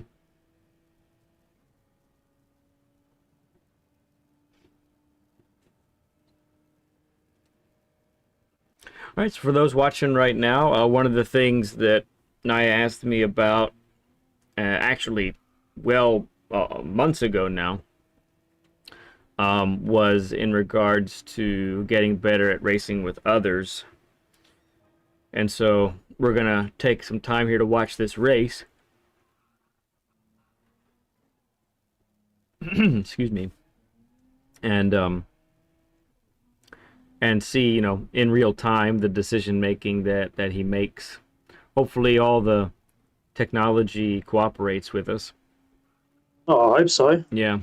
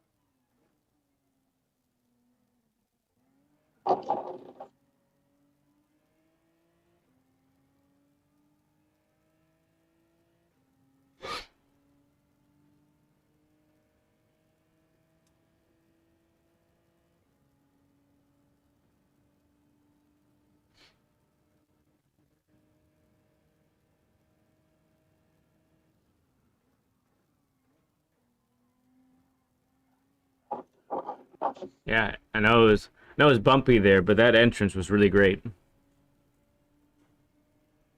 Thank you. Not necessarily something you'd want to risk during a race, precisely, unless you get very comfortable with it, you know. Just thinking about the race ahead. But in quali and practice, you know, I think it's fair game.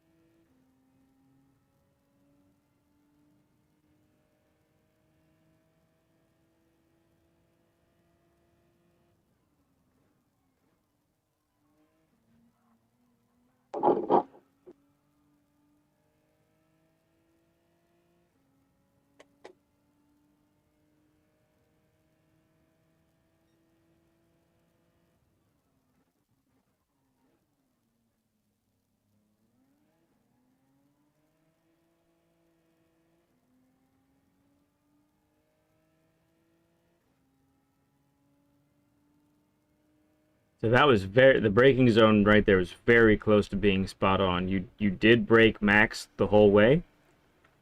Yep. Just overshot by a little bit.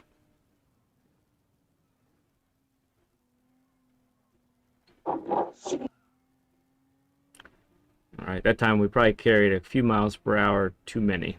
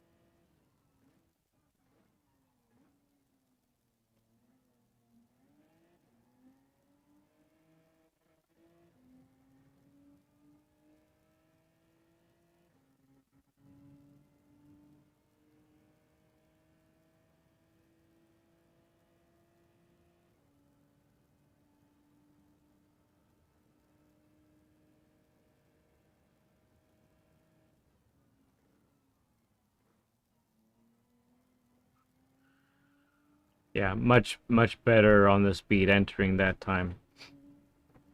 Previous lap you were like 71, 72. That time you were at 65, 66.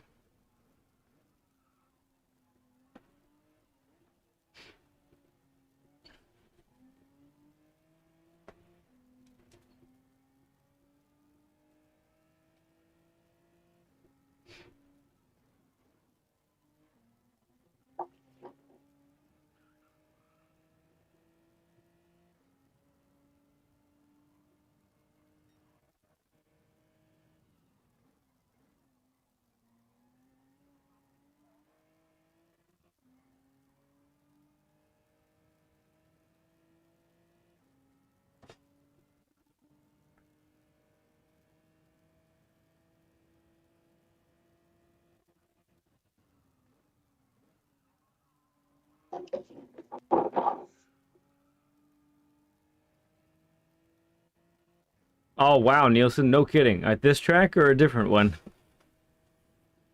Shoot, man, that's no joke. Watch out, everyone. Nielsen becoming a legit fast boy.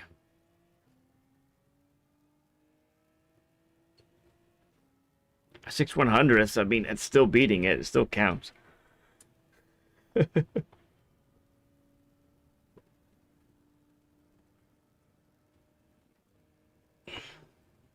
Ah, for the league race. Oh, very cool.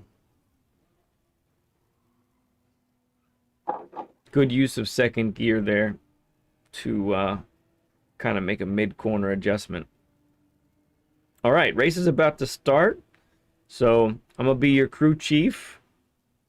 I'll give you pointers. Awesome. Yeah, I'll give you pointers, and I'll be in your head to encourage everybody else who's watching right now. Let's cheer our boy Naiah on. He's willing to put it all out there and race in front of everybody. So that's no joke. Okay, you are in the you're in your American account. Very cool. Let's see. I recognize Hellfire Fox. Recognize Twisted Sister.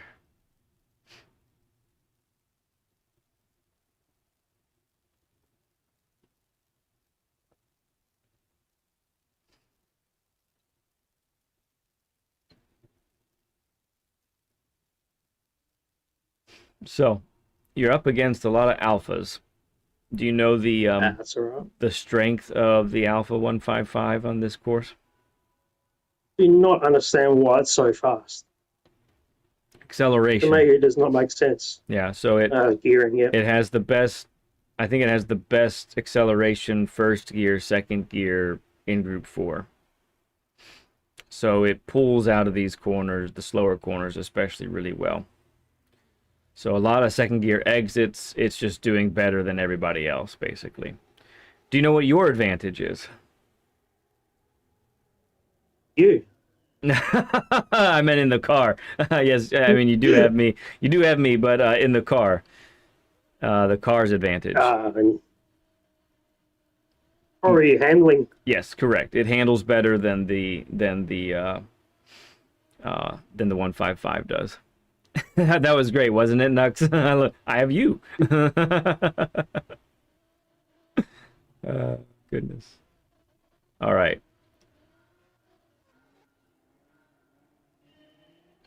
All right. This is survive first lap. Settle in. Try not to get into any big mistakes, and let's let the race play out. It's a long one. We got 10 laps, so.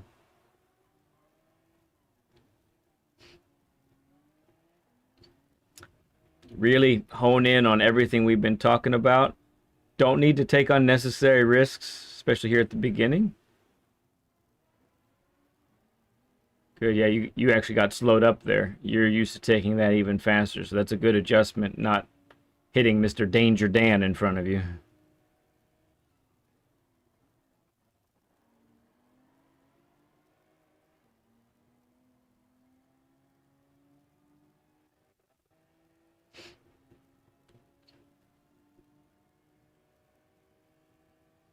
Hey, Ramboy, yeah, it is good stuff, isn't it?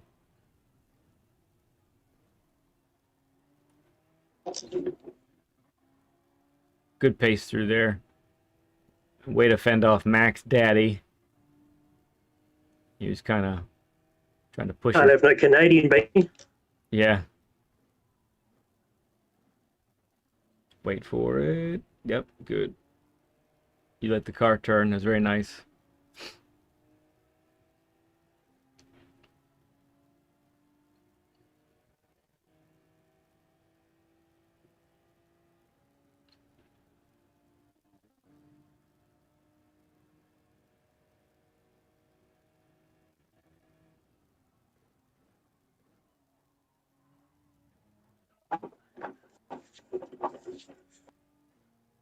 Okay. Got a lucky bump there, I think. Yeah, it could have been worse for sure. Is there any reason you don't have the radar up? No. You much just look at the road. Okay.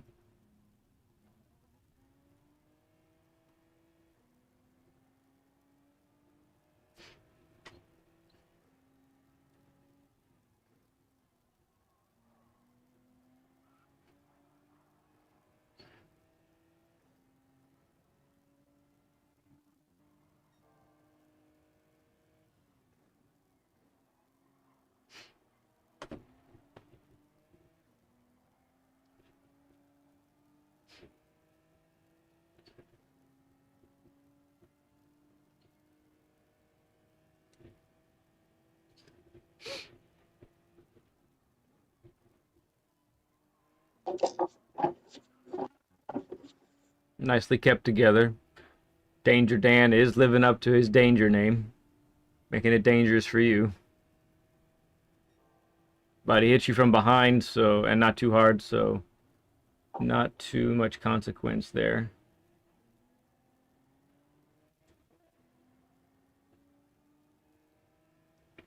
Oh, and your other advantage is on top end speed. So yes, it's quite yeah. Unless you have really gotten a poor exit, none of them are going to be able to really make a move on a straight.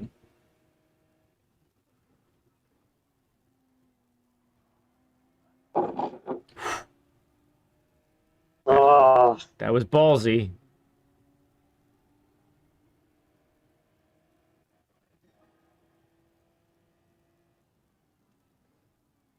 Oh, good point, Ramboy. Yeah, that would be nice. Should just be automatically there. And then you can toggle through other things if you wish. Yeah, I like that idea.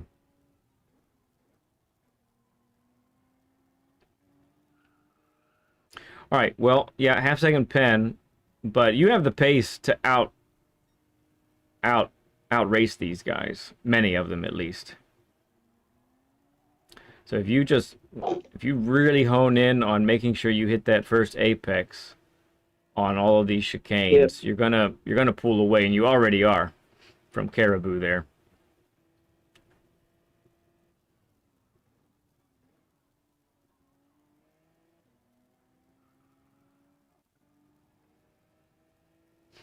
Yeah, a 2-second lead. If you can maintain that, that's enough to keep your position, I think.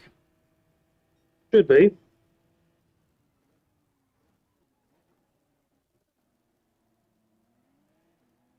Good hairpin. Yes.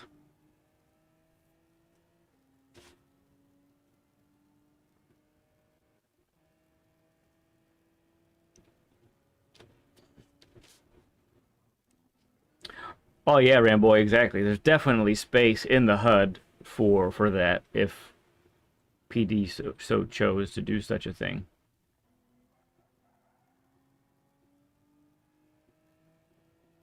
Oh, I think Caribou might have had a bigger pen than you did or something. He's way back there now.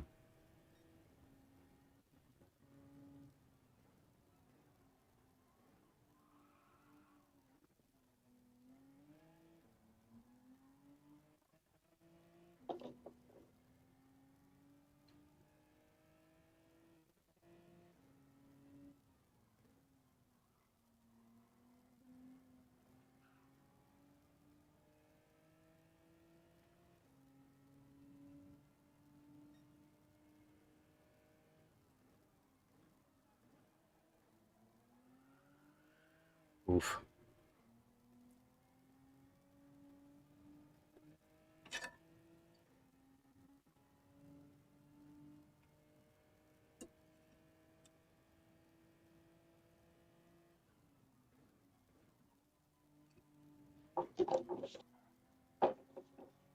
Nice. A little bouncy, but so at this point in the race, we're nearly halfway through, and and this is, you got space in front and space behind. There's no pressure, right? So we really want to be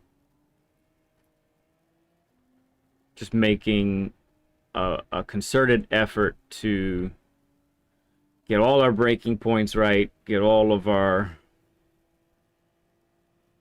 ducks in a row. points. Yeah, turn in points right. Now, oh, goodness gracious, dude. You did very well to avoid that. All right. You stayed to the right, so that left the opening here. That's okay. If you stay side by side, you have the inside for the next corner, but it might not be that way. Hey there, Hog and Ultimate Racing. Good to see you guys. If you're just joining us, we are watching our buddy Naya do Race C right now. Oh, race spot. All right, little tag on the wall, not too bad. People are making mistakes, so we're gaining positions.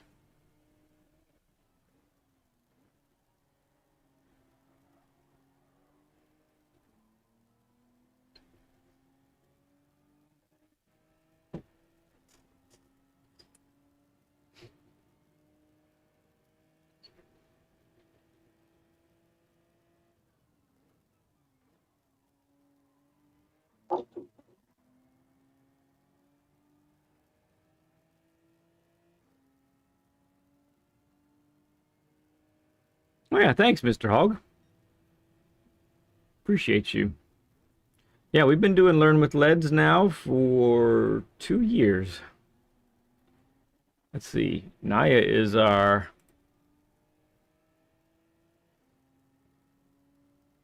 I'll get there. Naya is our 81st guest.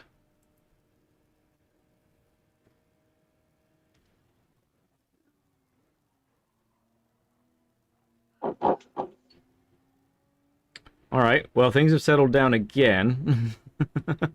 They got pretty exciting there for a moment.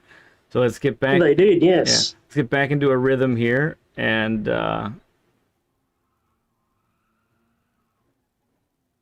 Ah, just subbed. Very cool, Hog. Glad you did. Glad you said hi. It means a lot. Thank you. Yeah, we focus on the coaching aspect of the game. Do lap guides on Mondays, at least lap guide video on Tuesday. I do personal one-on-one coaching. That's starting in August, first Tuesday in August. And then, but these are free Learn with Lead sessions that we do. Hey there, Proto. Good to see you, man.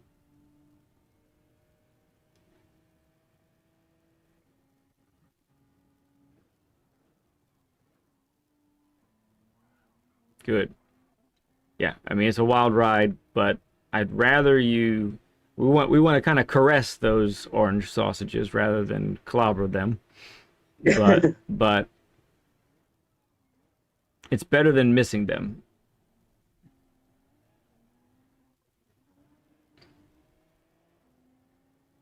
But yeah, we're in a good spot. This is a good spot.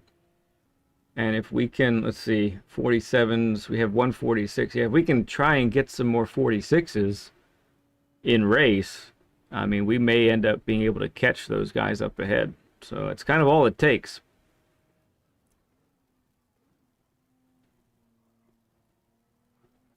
Nice and smooth. It's good.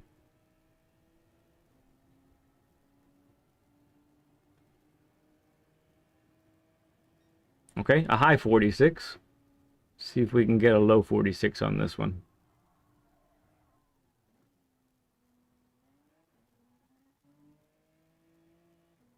You have it in you. I know you do.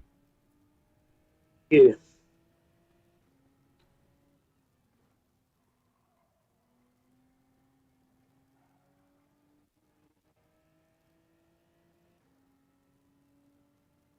Is that right, Hog? Okay. Well, I have put together a series of videos to kind of help with that.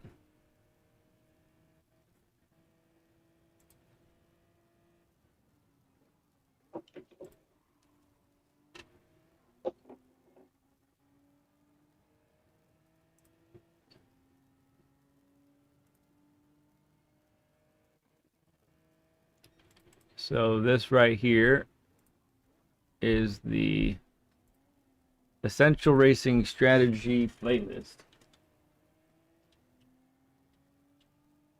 of which Naya, our guest, has watched all of them, I think, correct? Correct. So that, especially the first 10 episodes there, Hog, they all deal specifically with racing. Later on in the series, I deal more with pace and, getting faster, like kind of we do here in Learn with Leads and coaching. But yeah, the first 10 episodes have everything to do with racing with others and how your mentality and how to better approach the dailies and such. All right, we got a 46.5 there. That's good work. Let's continue that.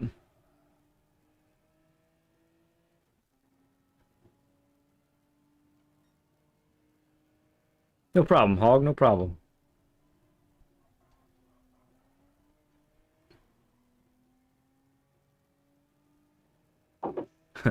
Couple of deeps. Nux says, couple of deep, slow breaths every lap at the start line helped me a lot. I believe that.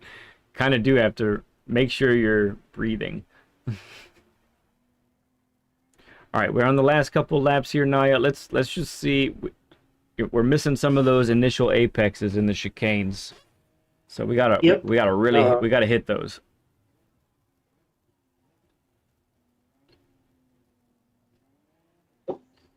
Oh, it's our buddy Danger Dan. He's trying to creep up. Yeah, so we get a little faster on the pace, then he's not going to catch us anymore.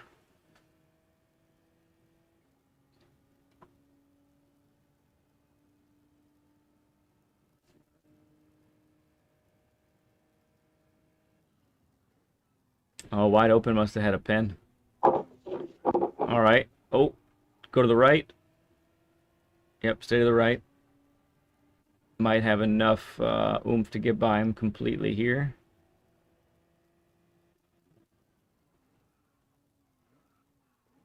Oof, we narrowed that entrance bad. All right. Good Whoops. recovery. They're slamming into each other behind you too. So you're the leader of a small pack right now. If you just let them become desperate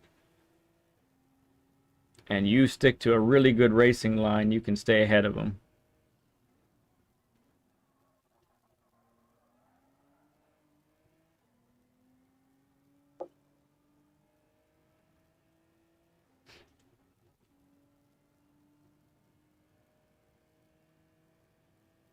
Thanks, Ultimate. Appreciate you, man. Good entrance there. That's the kind of entrance we're talking about. I know it doesn't show up with wide open behind you. Remember what his advantage is. He's using it. Yeah.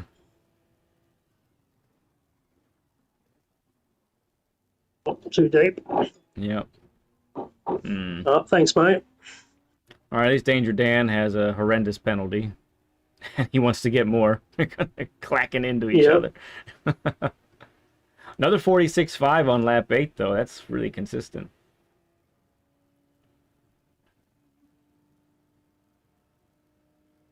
A 30 burger. Thank you for the 30 likes, everyone.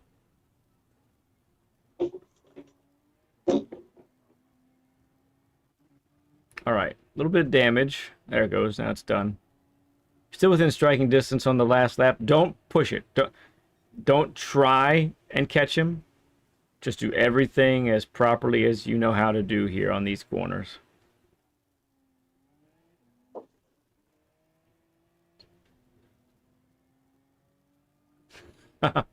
I've done the exact kind of stuff, Nux. Mix up my conversations that I'm having with people.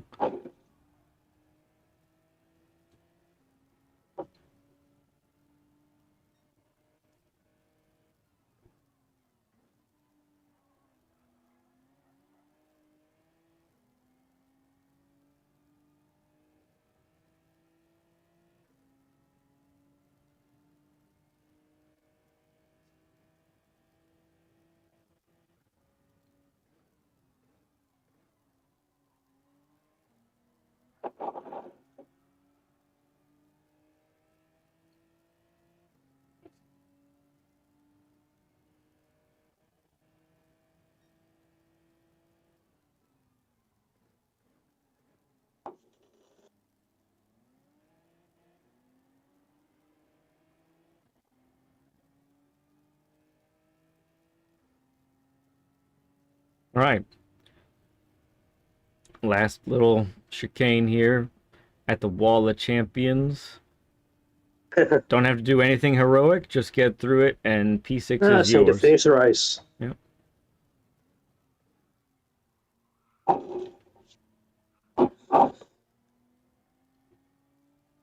right, there we go. Job done. All right. Nice race, dude. Really, really good work. Highest of the B class. Can't be mad with that. That's all right. No, not bad at all. Yeah, not bad. So it got a little hectic at times. You kept your cool pretty good. How would you evaluate yourself with this race before I get into anything? Wasn't my fastest. Definitely probably could have done a bit better if I had got those sort of apexes and maybe got my overall lap time sort of like a little bit quicker, a bit more consistent. Yep. But I finished with no major accidents. Yep. No major mistakes. What, did you get one pen or did you not get any? I got one. One pen. Okay, that's not bad for 10 laps at CGV, honestly. We kind of take that, I think. All right, good. I'm going to go ahead and exit the share screen here. And That's excellent. So yeah, I echo the. We'll talk about the race here first before we get to the other points. Um, but I echo the pace element. So it's very easy. So let's talk about it for a sec. So it's very easy while in race to kind of let the moment take over, and you sort of forget to implement what you've been doing in quali, and you're focused on the cars and the passing and the accidents and the wrecks and Right. spins and all that, and kind of let that take over. And I find, especially when folks are following people and they're within, they're with a second or within, it can really end up hampering people's the way they handle the car going into corners and such. So I think I saw a little bit of that where um, you're focused on survival, which totally makes sense in a lobby like that. But Yep. we can't really focus on that. We still need to focus on, all right, how do I get through these corners, these chicanes as fast as possible? Because look, if you had managed, let's just say, um, 145s as your lap time, as your race pace, right? Instead of the Right. 146s, you're probably looking at a top five, if not a podium, Right. in a lobby like that, right? So, and that is just from the apexes that were missed in the beginning of a lot of those chicanes. So that's a good observation on your part. It's probably the main takeaway from me as well. Um, I liked I liked how it didn't seem like the moment took over for you. It did feel like you were still in control. I think that shows by only getting the one pen earlier on in the race, so that's important and that's good. Um, what was I gonna say? The other thing uh, that I think would require a little bit of work. Let me get my words together here, my thoughts together. You're right.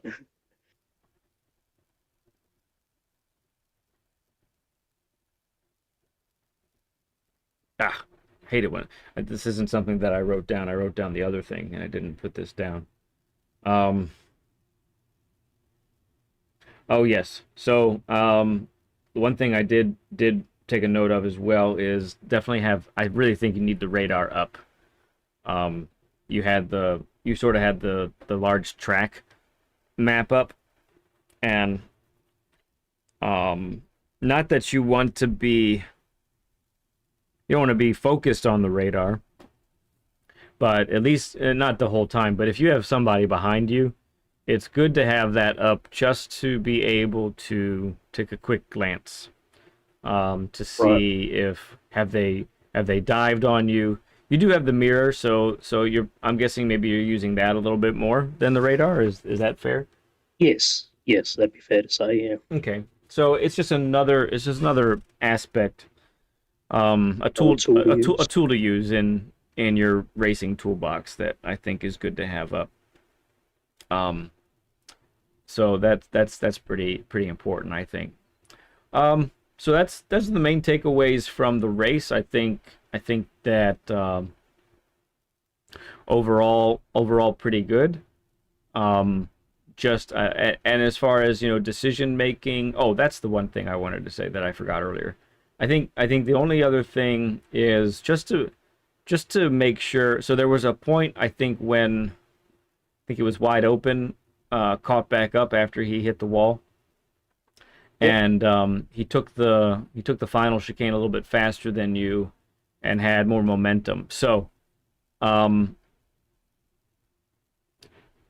I think being able to make the decision of, do I want to defend this or do I not want to defend this, is Right. probably is really important, and be able to make that in the straight before the braking zone begins, I think is probably really important. And so, not that I didn't see evidence of one way or the other. I probably, in that situation, I probably would have defended against wide open, just so you know. Okay. Yep. I would have moved over to the left to put him on the outside just to make sure that he doesn't have an optimal line going through that first chicane.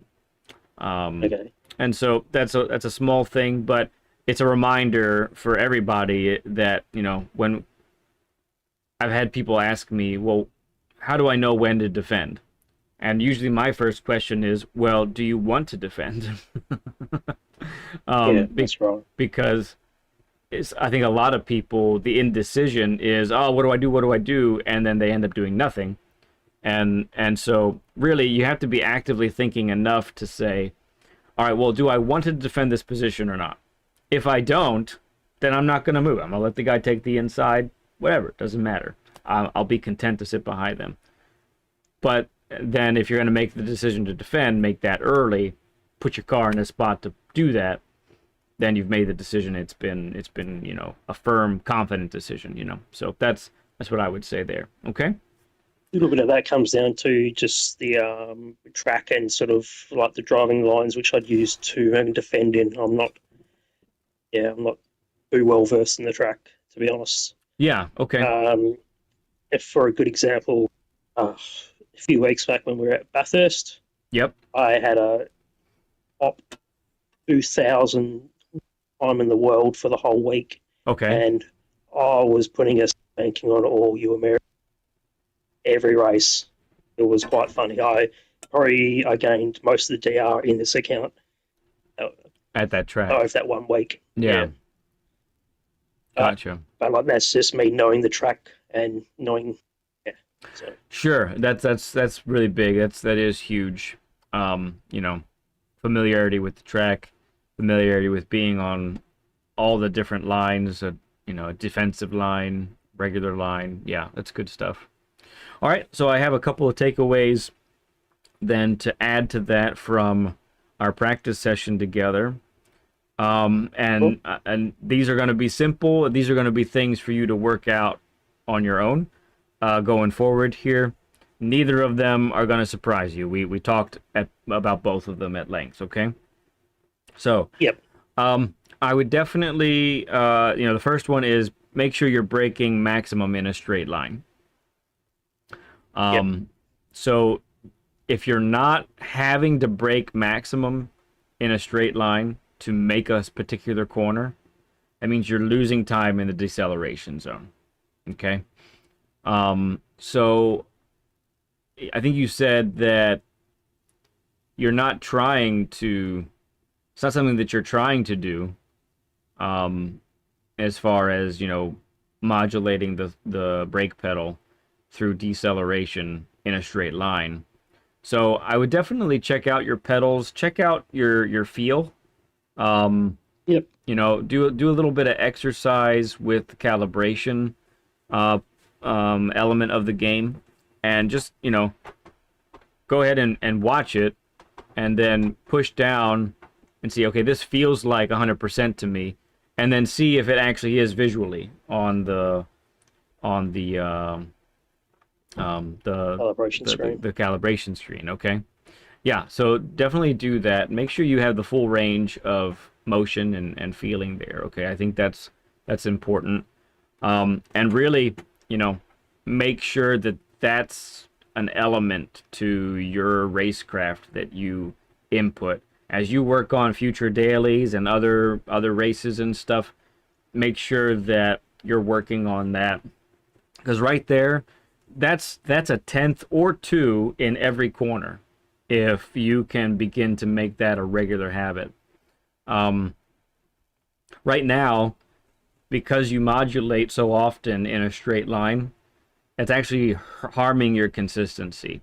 Okay, so Okay. we really want to change that habit, And even if you're practicing and you're trying to just break in a straight and you end up going too deep sometimes, okay, that's fine. Go ahead and experiment with those limits though, so you can learn where they are. All right.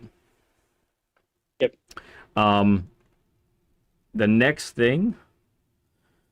The next thing is, which was odd. This isn't usually the trouble that I see with folks, but this one is make sure you're not turning in too late. So when you're doing when you're taking a turn, make sure that your turn-in point is as early as it should be. Not too late, not too early, but at least what we saw in Gilles Villeneuve with this track.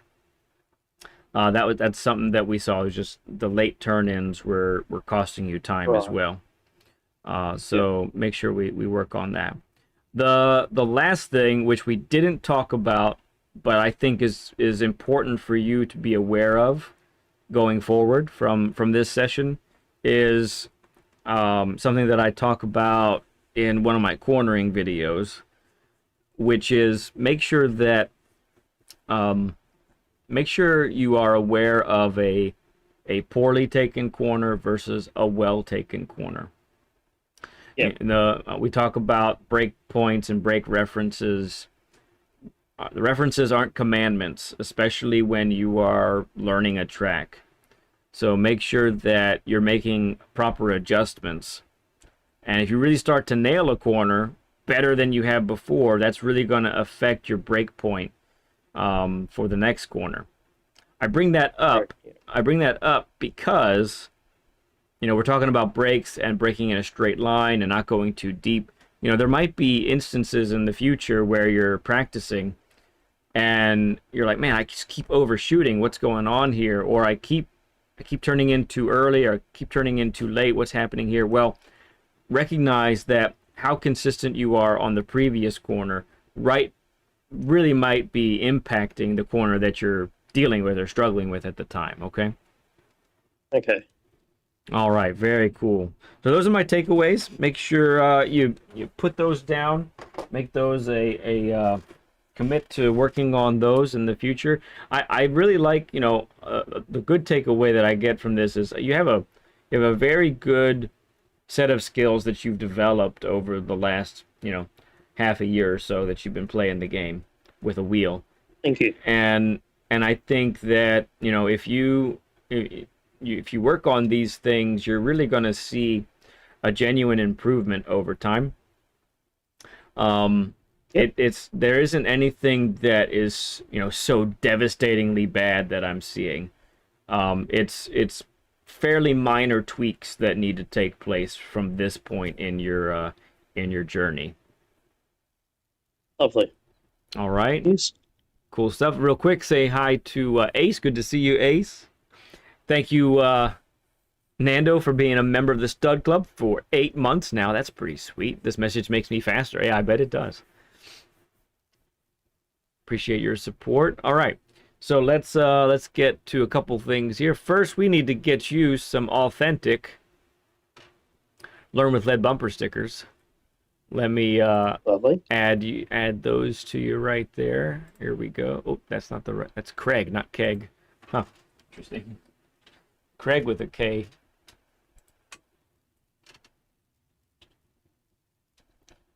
There we are. Add roll. Learn with Lead guest. Let's go. And then I'll send you. I'll at you at the proper spot here, so you can see where to find those.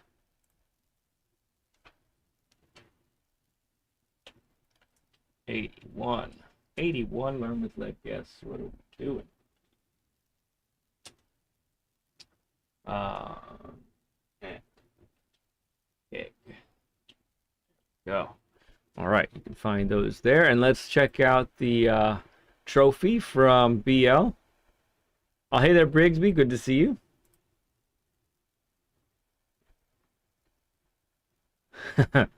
Oh, neat. Here we go. Let me move that over. Just, oh, don't be like that. Don't be like that. Make sure we see all of this as large as we can here. All right, let's take a look at this together. Here we go. Oh my goodness, not now. Man, this thing is acting really weird. All right, here we go. Now we're looking at it together. Very cool. Check it out. Western Australia. Delay in the stream. Or... What's that, Naya? Yep. Yep, it's come up now. Okay, good. Lovely. Yeah, and feel free to click on the link yourself. You can download that, put it as a background for your PC or phone or whatever you want to put it on. Lovely. I like that. Yeah. Very cool. So, Enforce, is that... That's my band, That's yes. the band. Okay, very cool. That's pretty cool. Thank you, BL. That's well done. That's pretty neat looking. BL, she's MVP, man. MVP of the stream, no doubt. All right. Awesome. Very well done. Well, thank you so much, Naya, for hanging with us today. This has been a lot of fun to get to know you and hang out and see you work on these elements of racing. So, if you do happen to get back on track, let us know if you beat your time. I think we had a little interruption there, technology-wise, but I think you were starting to feel that fastness a little bit and being a little more on the edge. So that's good stuff.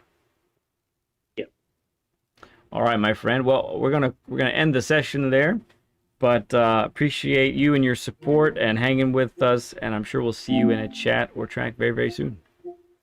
Will do. Thank you very much. Thank you. See you. What's that road sign I need to pronounce? All right. Help me out. Okay, I'm gonna do a quick look Daylight. here. Thank you all for hanging with us. I'm just gonna see real fast. If there's any friends lobby that I could hop in real fast, I'm gonna get maybe a race or two in before I call it a day. Oh, too late, BL. Sorry. I was too quick on the trigger there. There's Blank, Briggs, Yost. Good to see you, Yost.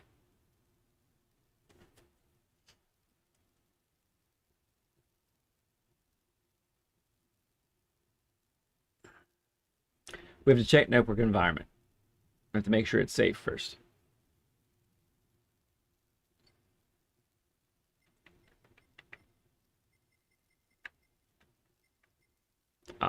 There we go. Wow, it took a while to figure that out, didn't it? Ultimate Racing is on right now. Mustang. Let's hop on with Mustang. I haven't raced with him in quite a while, and his races come pretty fast with the way he paces it. So let's hang out with him for a bit.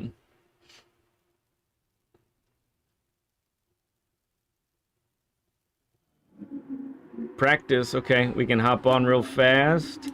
Change car. What do we want to do? Let's do...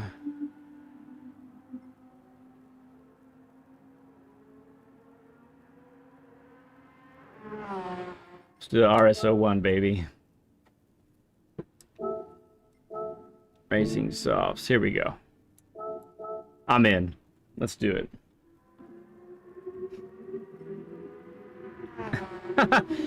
You can't see it, but Mustang says, "Hi, nice to meet you. See you again. Hold on. You are fast."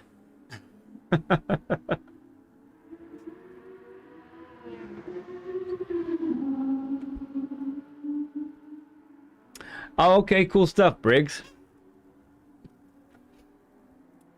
It's good changes. I like it.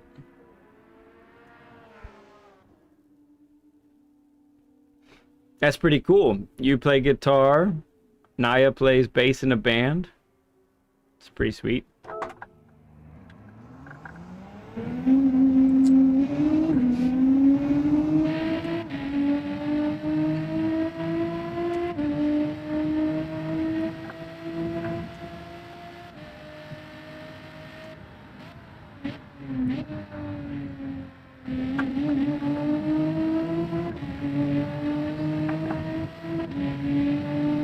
Race is starting. Let's go.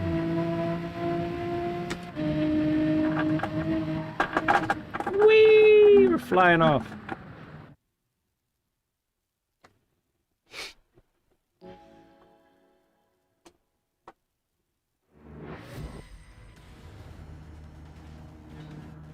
All right, starting in the back with Mustang. There's Nate. Right.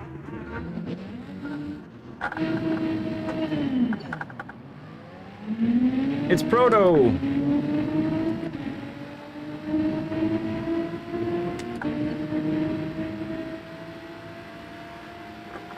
There's...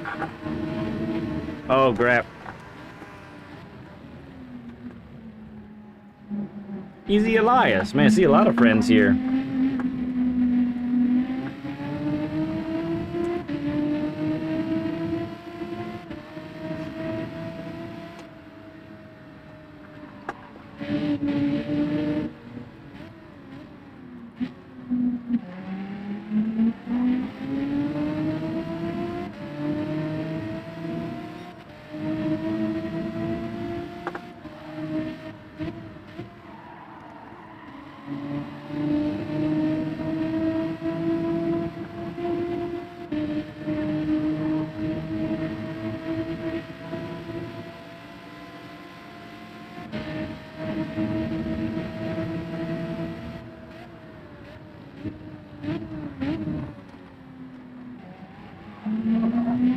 Oh dear.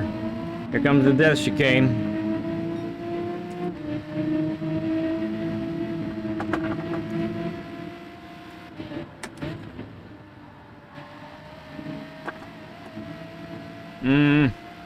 Oh, Mustang didn't survive. Somebody else didn't survive either.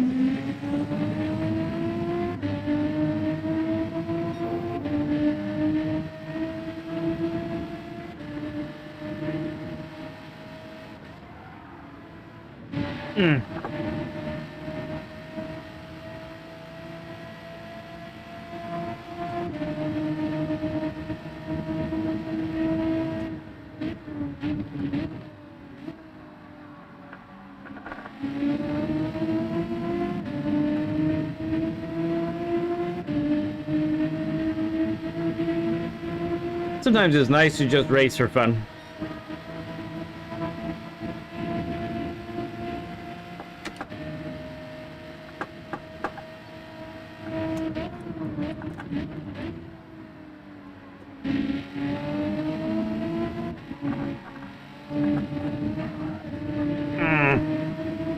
That corner exit's tried to kill me twice now, though.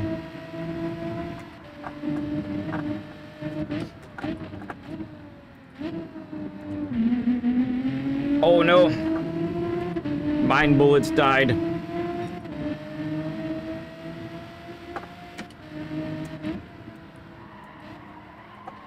I need more of that Apex for sure.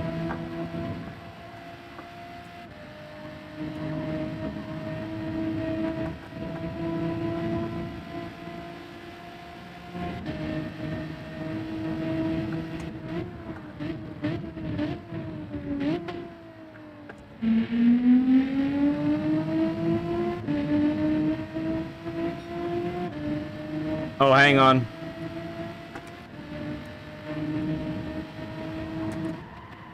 Oh, 130 through there. That was pretty quick. How about now? Any better?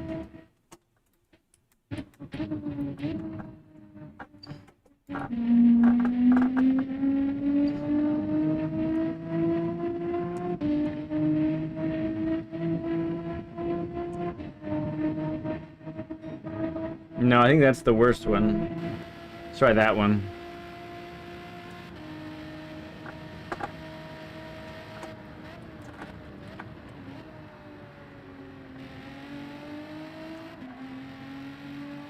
There we go. Exit that time, no death.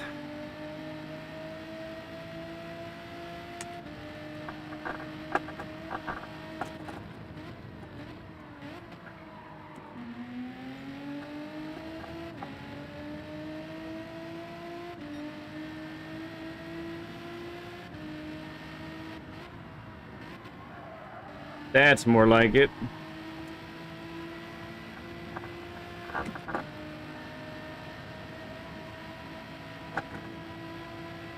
Uh-oh.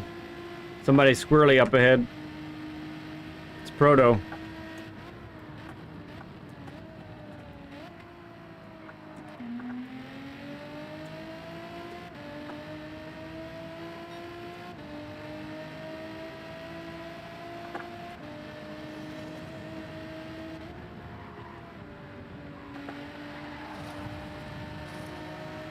We survived.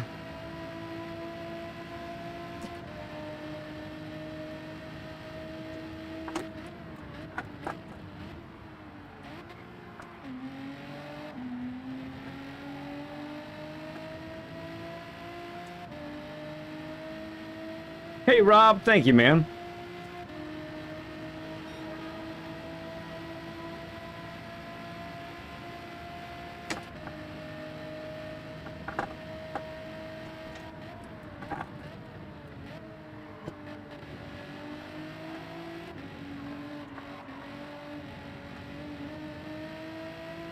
Need to take it easy on that exit.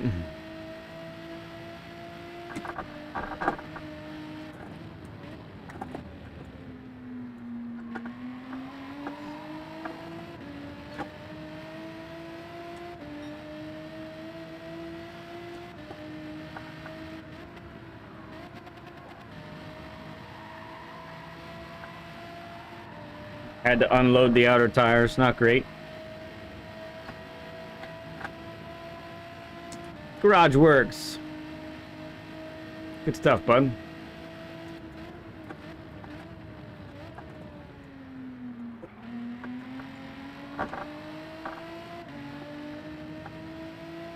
Sparkles! Good to see you, friend.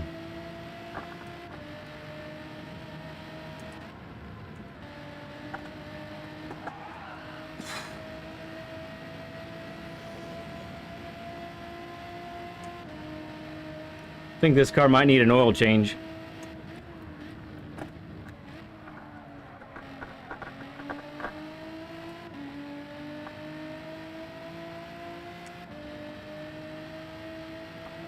It is a party, bro. Even more so now that you're here.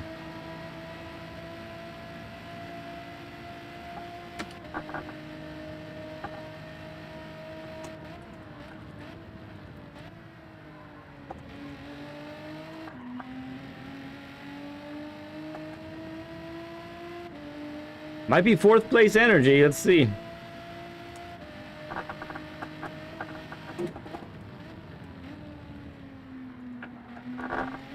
Oh, that was a good turn.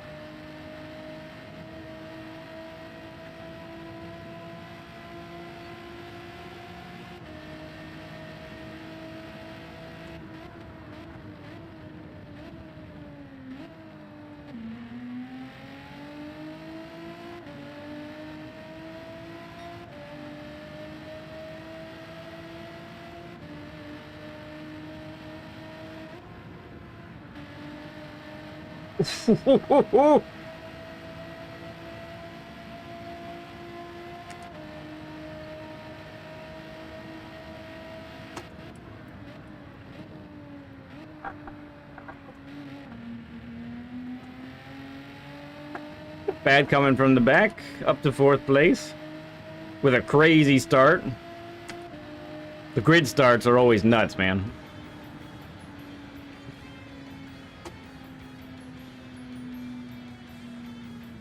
Nice chicken there, thank you.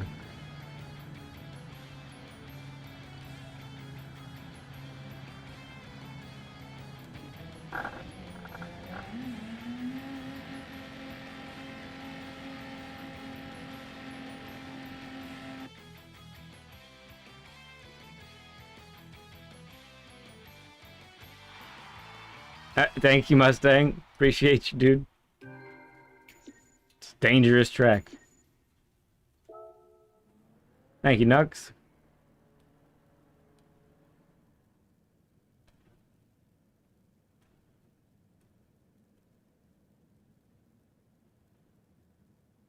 Fourth place energy, bro. A lot of randoms today, okay. Gotcha. Apex, good to see you, man. Alright, where are we headed? Yamagiwa.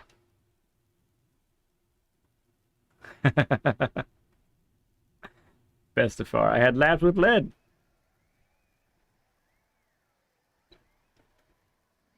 Yamagiwa, let's get some BMW, shall we?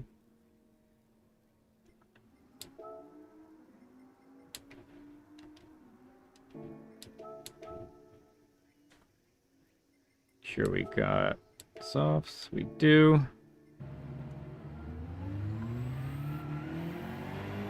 I'm not a zombie, but I often feel like one.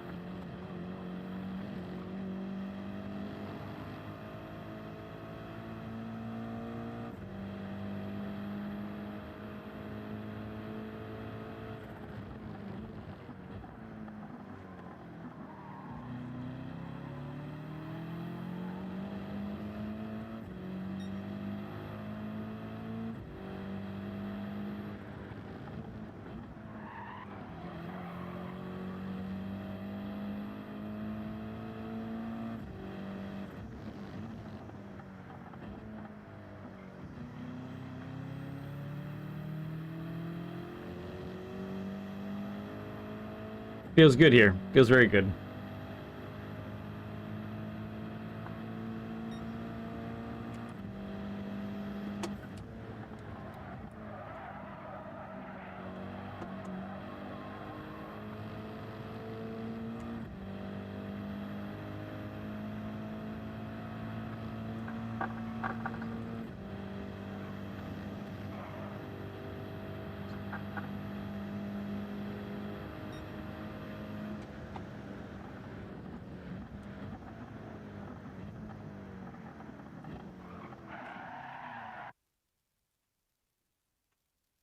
Yes, you are, BL.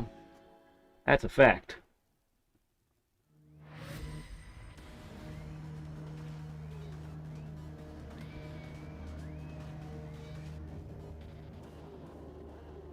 Starting 10th.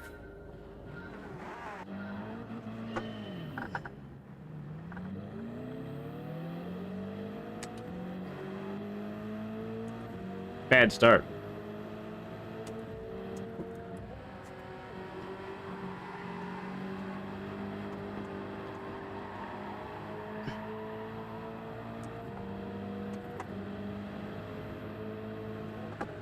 Oh, goodness.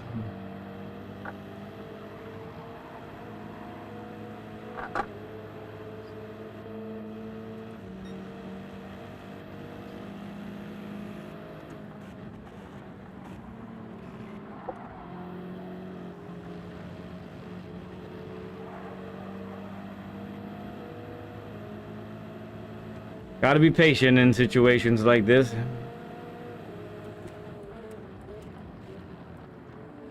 Yeah. Bottlenecking big time.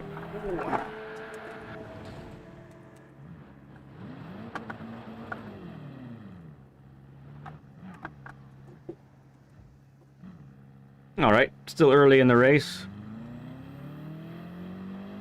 Let's see what we can do.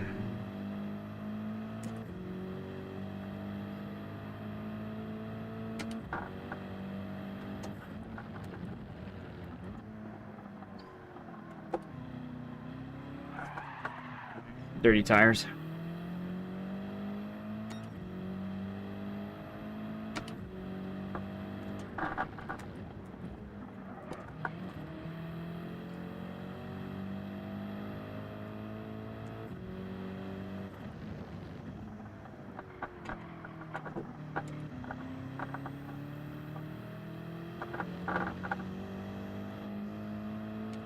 Yeah, it was tough. I lifted some, but there are people right behind me. I didn't want to over slow to get slammed in the back, you know? So it's a tough balance to achieve there.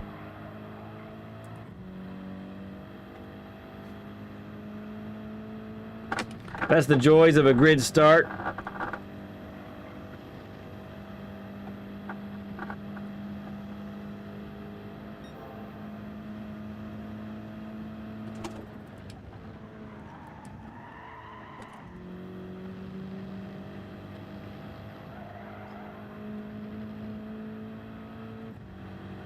Let's put up some fast laps. We should be able to catch up to somebody.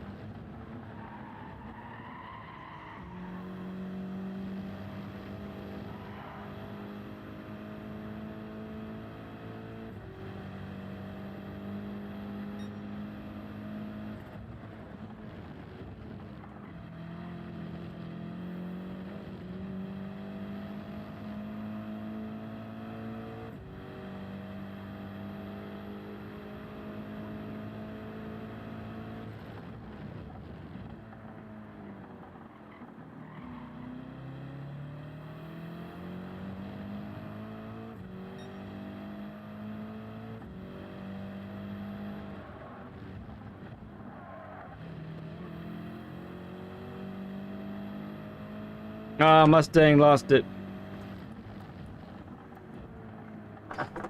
Oh, apex too soon.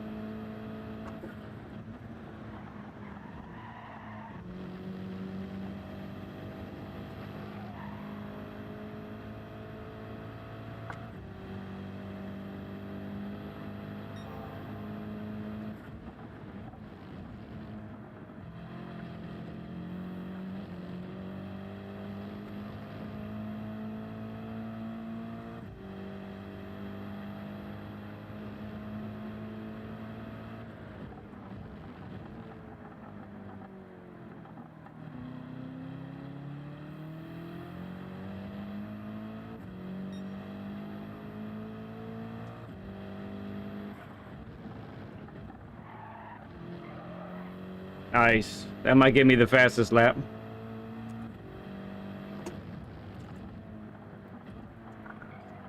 Ooh, that might make me lose it.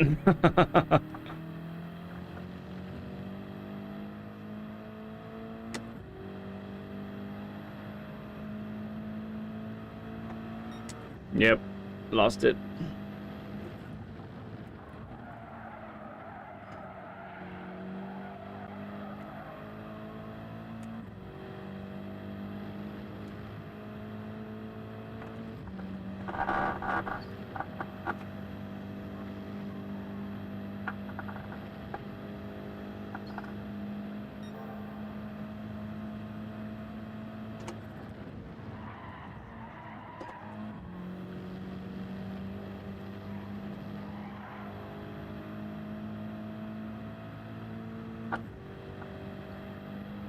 $45th like. Thank you, friend.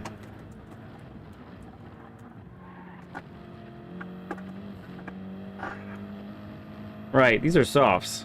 I'm used to doing like mediums here at this track. I can probably handle more.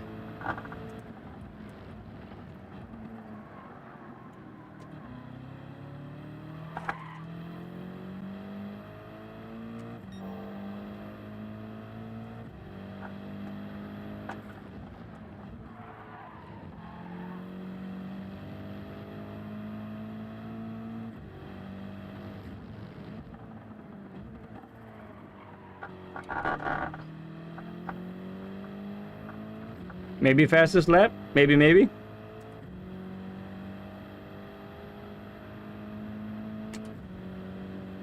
Oh yes, by a mile.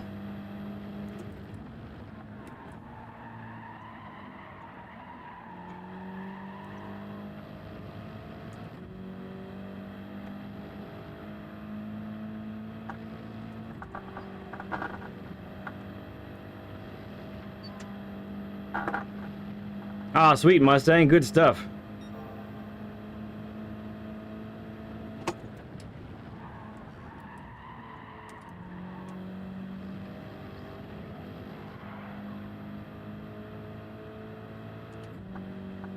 Ooh, it's getting dark.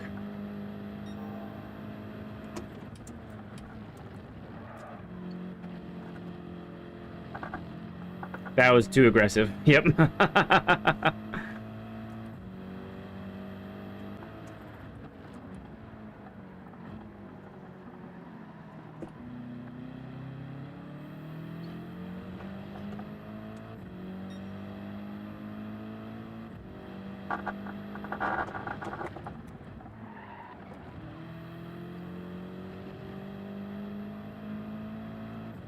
All right, Briggs. Catch you later, friend.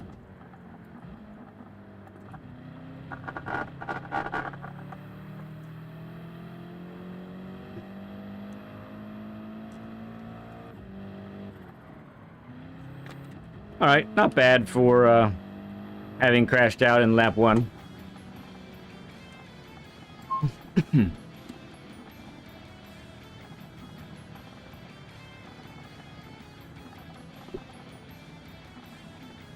All right, let's do one more.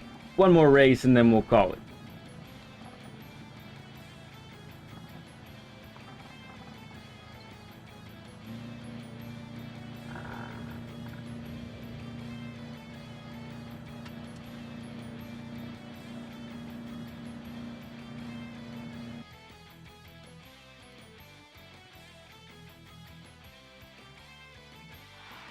If you're not familiar with Mustang, the host of this lobby here, he's doing these lobbies all the time.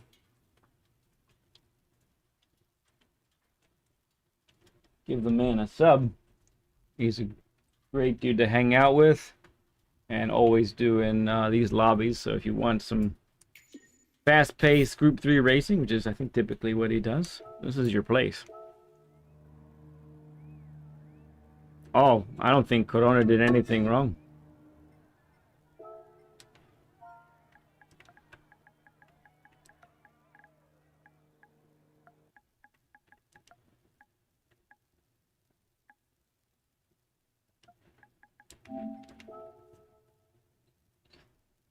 Or if he did, I don't remember it.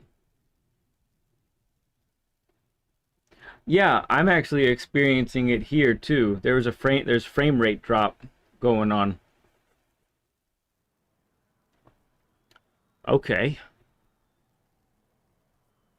All right, I think I have the car for this one.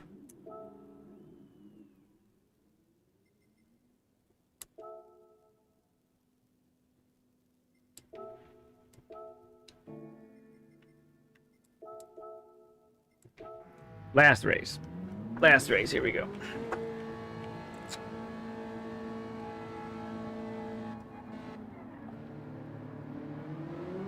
You got it, Naya. It's what we do, man. Appreciate you, friend.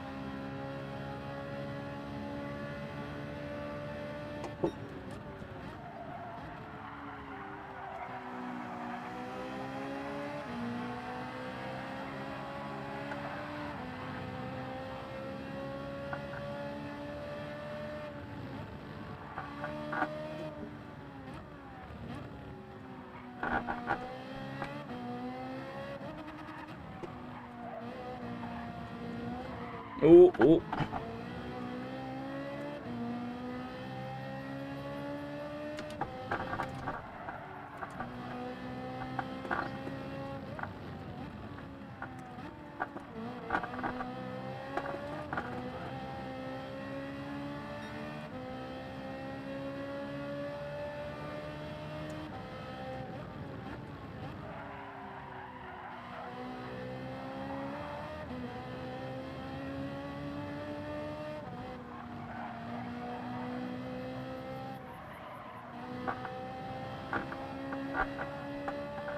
Ooh, Nate's in the Renault also. That's cool.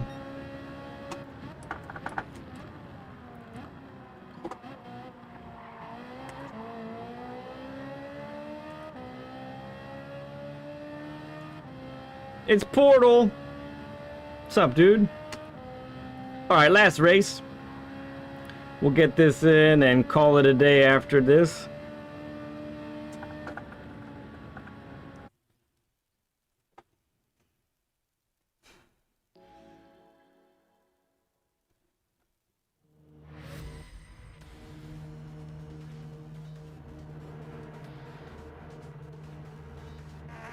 Mustang right behind us.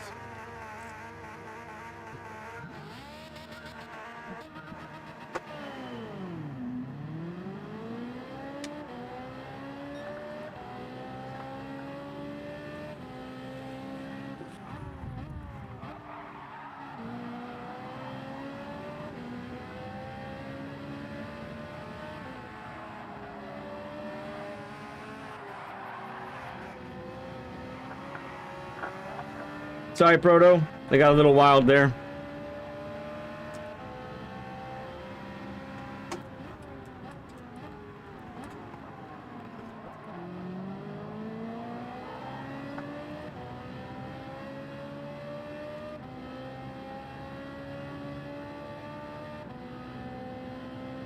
I forgot how good of a launch this car has from a standstill.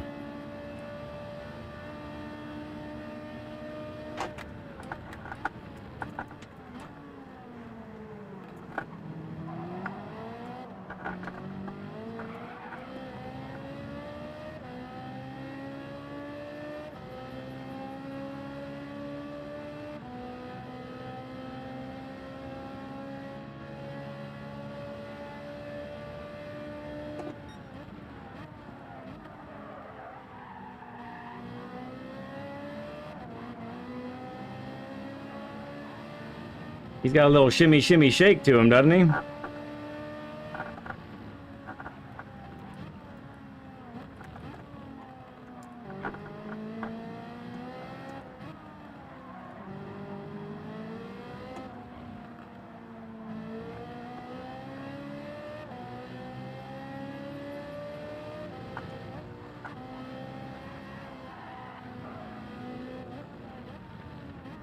Oh, goodness, dude. Definitely holding me up. Gotta try and figure out a way by him here.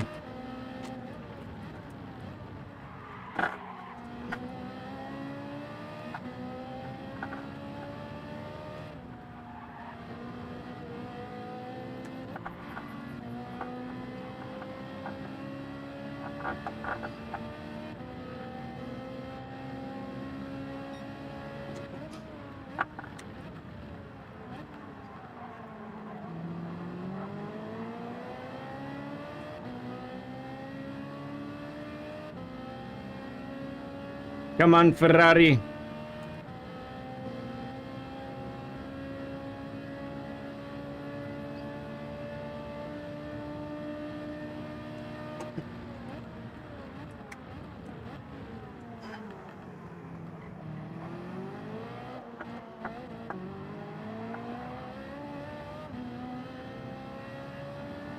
It's so planted on exits. That really let Kari get away, though. I don't know if we can catch up or not. We'll see.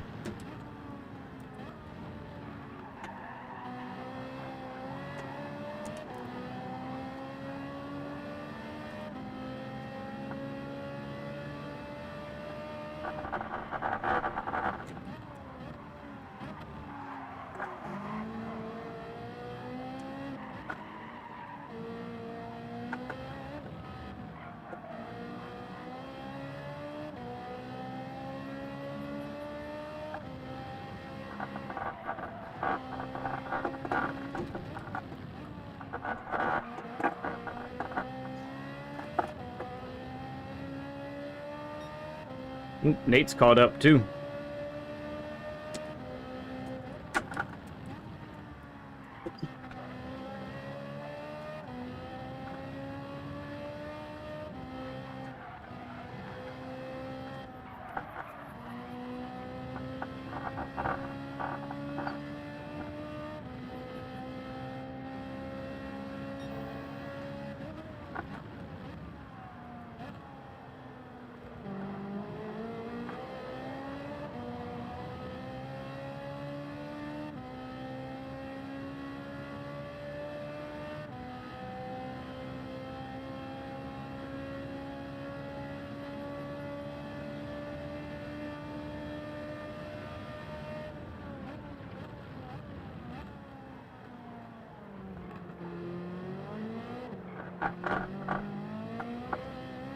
Oh, Kari lost it on exit. We'll catch up a little bit here.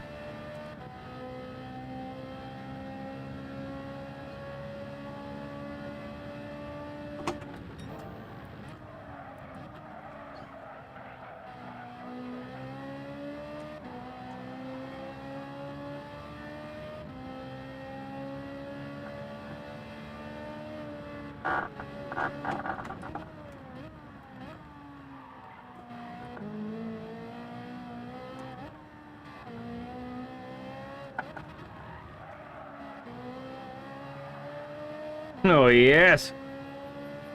All right, Nux, appreciate you hanging in with us, man.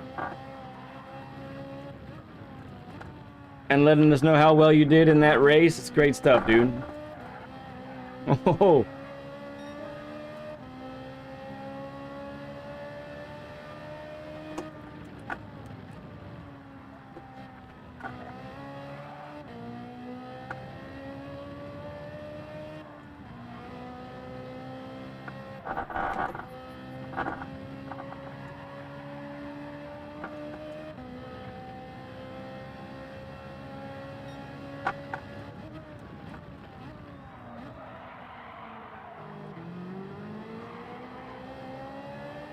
All right, we did get a pen. pushing too hard.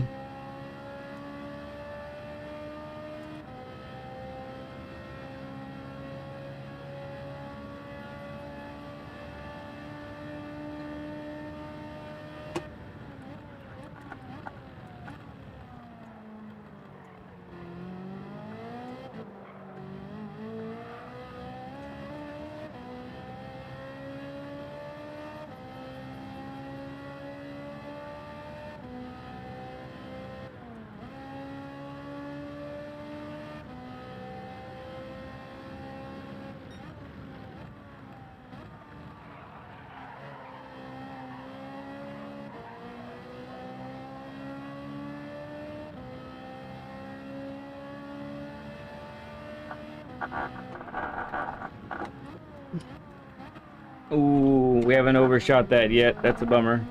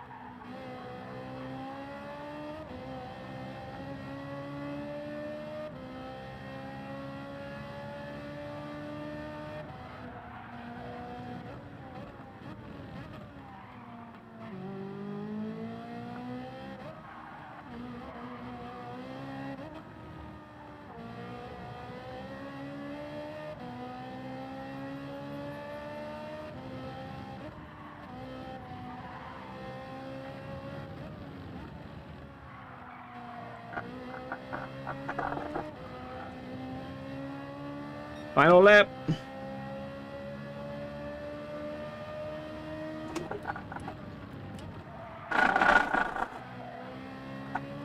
Coming in too hot. Oh, no.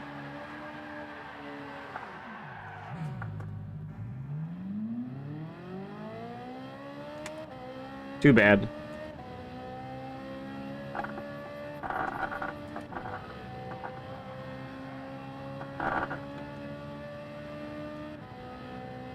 Got too much on the turf.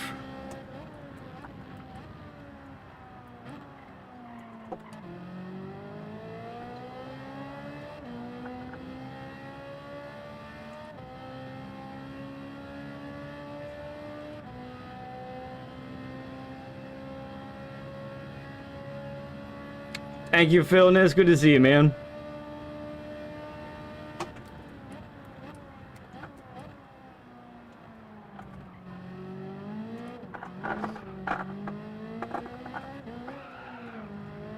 Trying to spin again.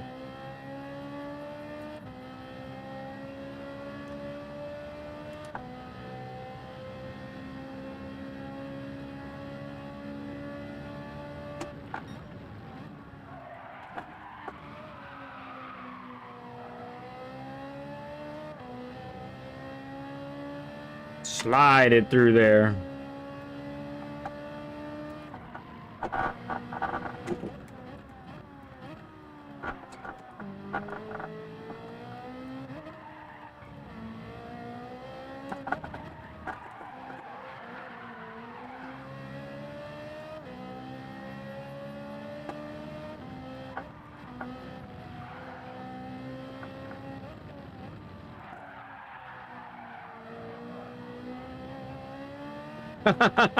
Prototype finished backwards.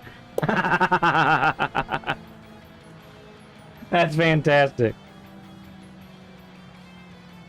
Oh.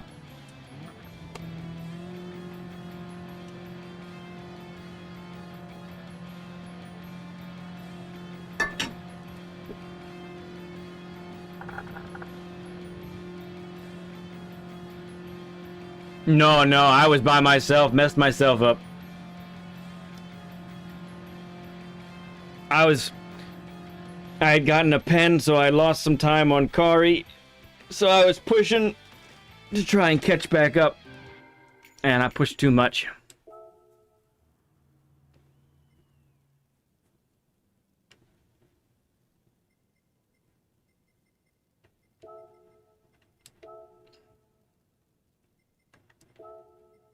Thanks, Mustang, for hosting these. No problem. Yeah, I had a little bit of time after our Learn with Lead, so I thought, you know what? Let me hop into somebody's lobby and have some fun. Yeah, yeah. So you had so you had already spun, Frodo, and it was just like, well, let me get it in there and just go. That's smart. I like it. I like it. Okay, my friends, that's gonna do it for me. Gonna have to call it there. I will be back on Monday, but it's gonna be at a different time. Letting you know that now.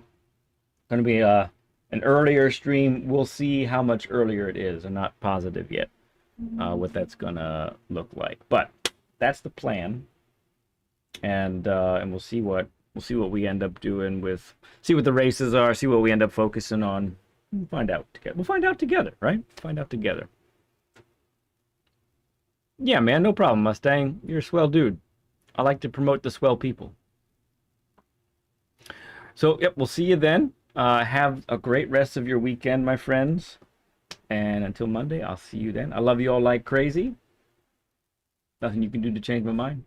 See you in a few days.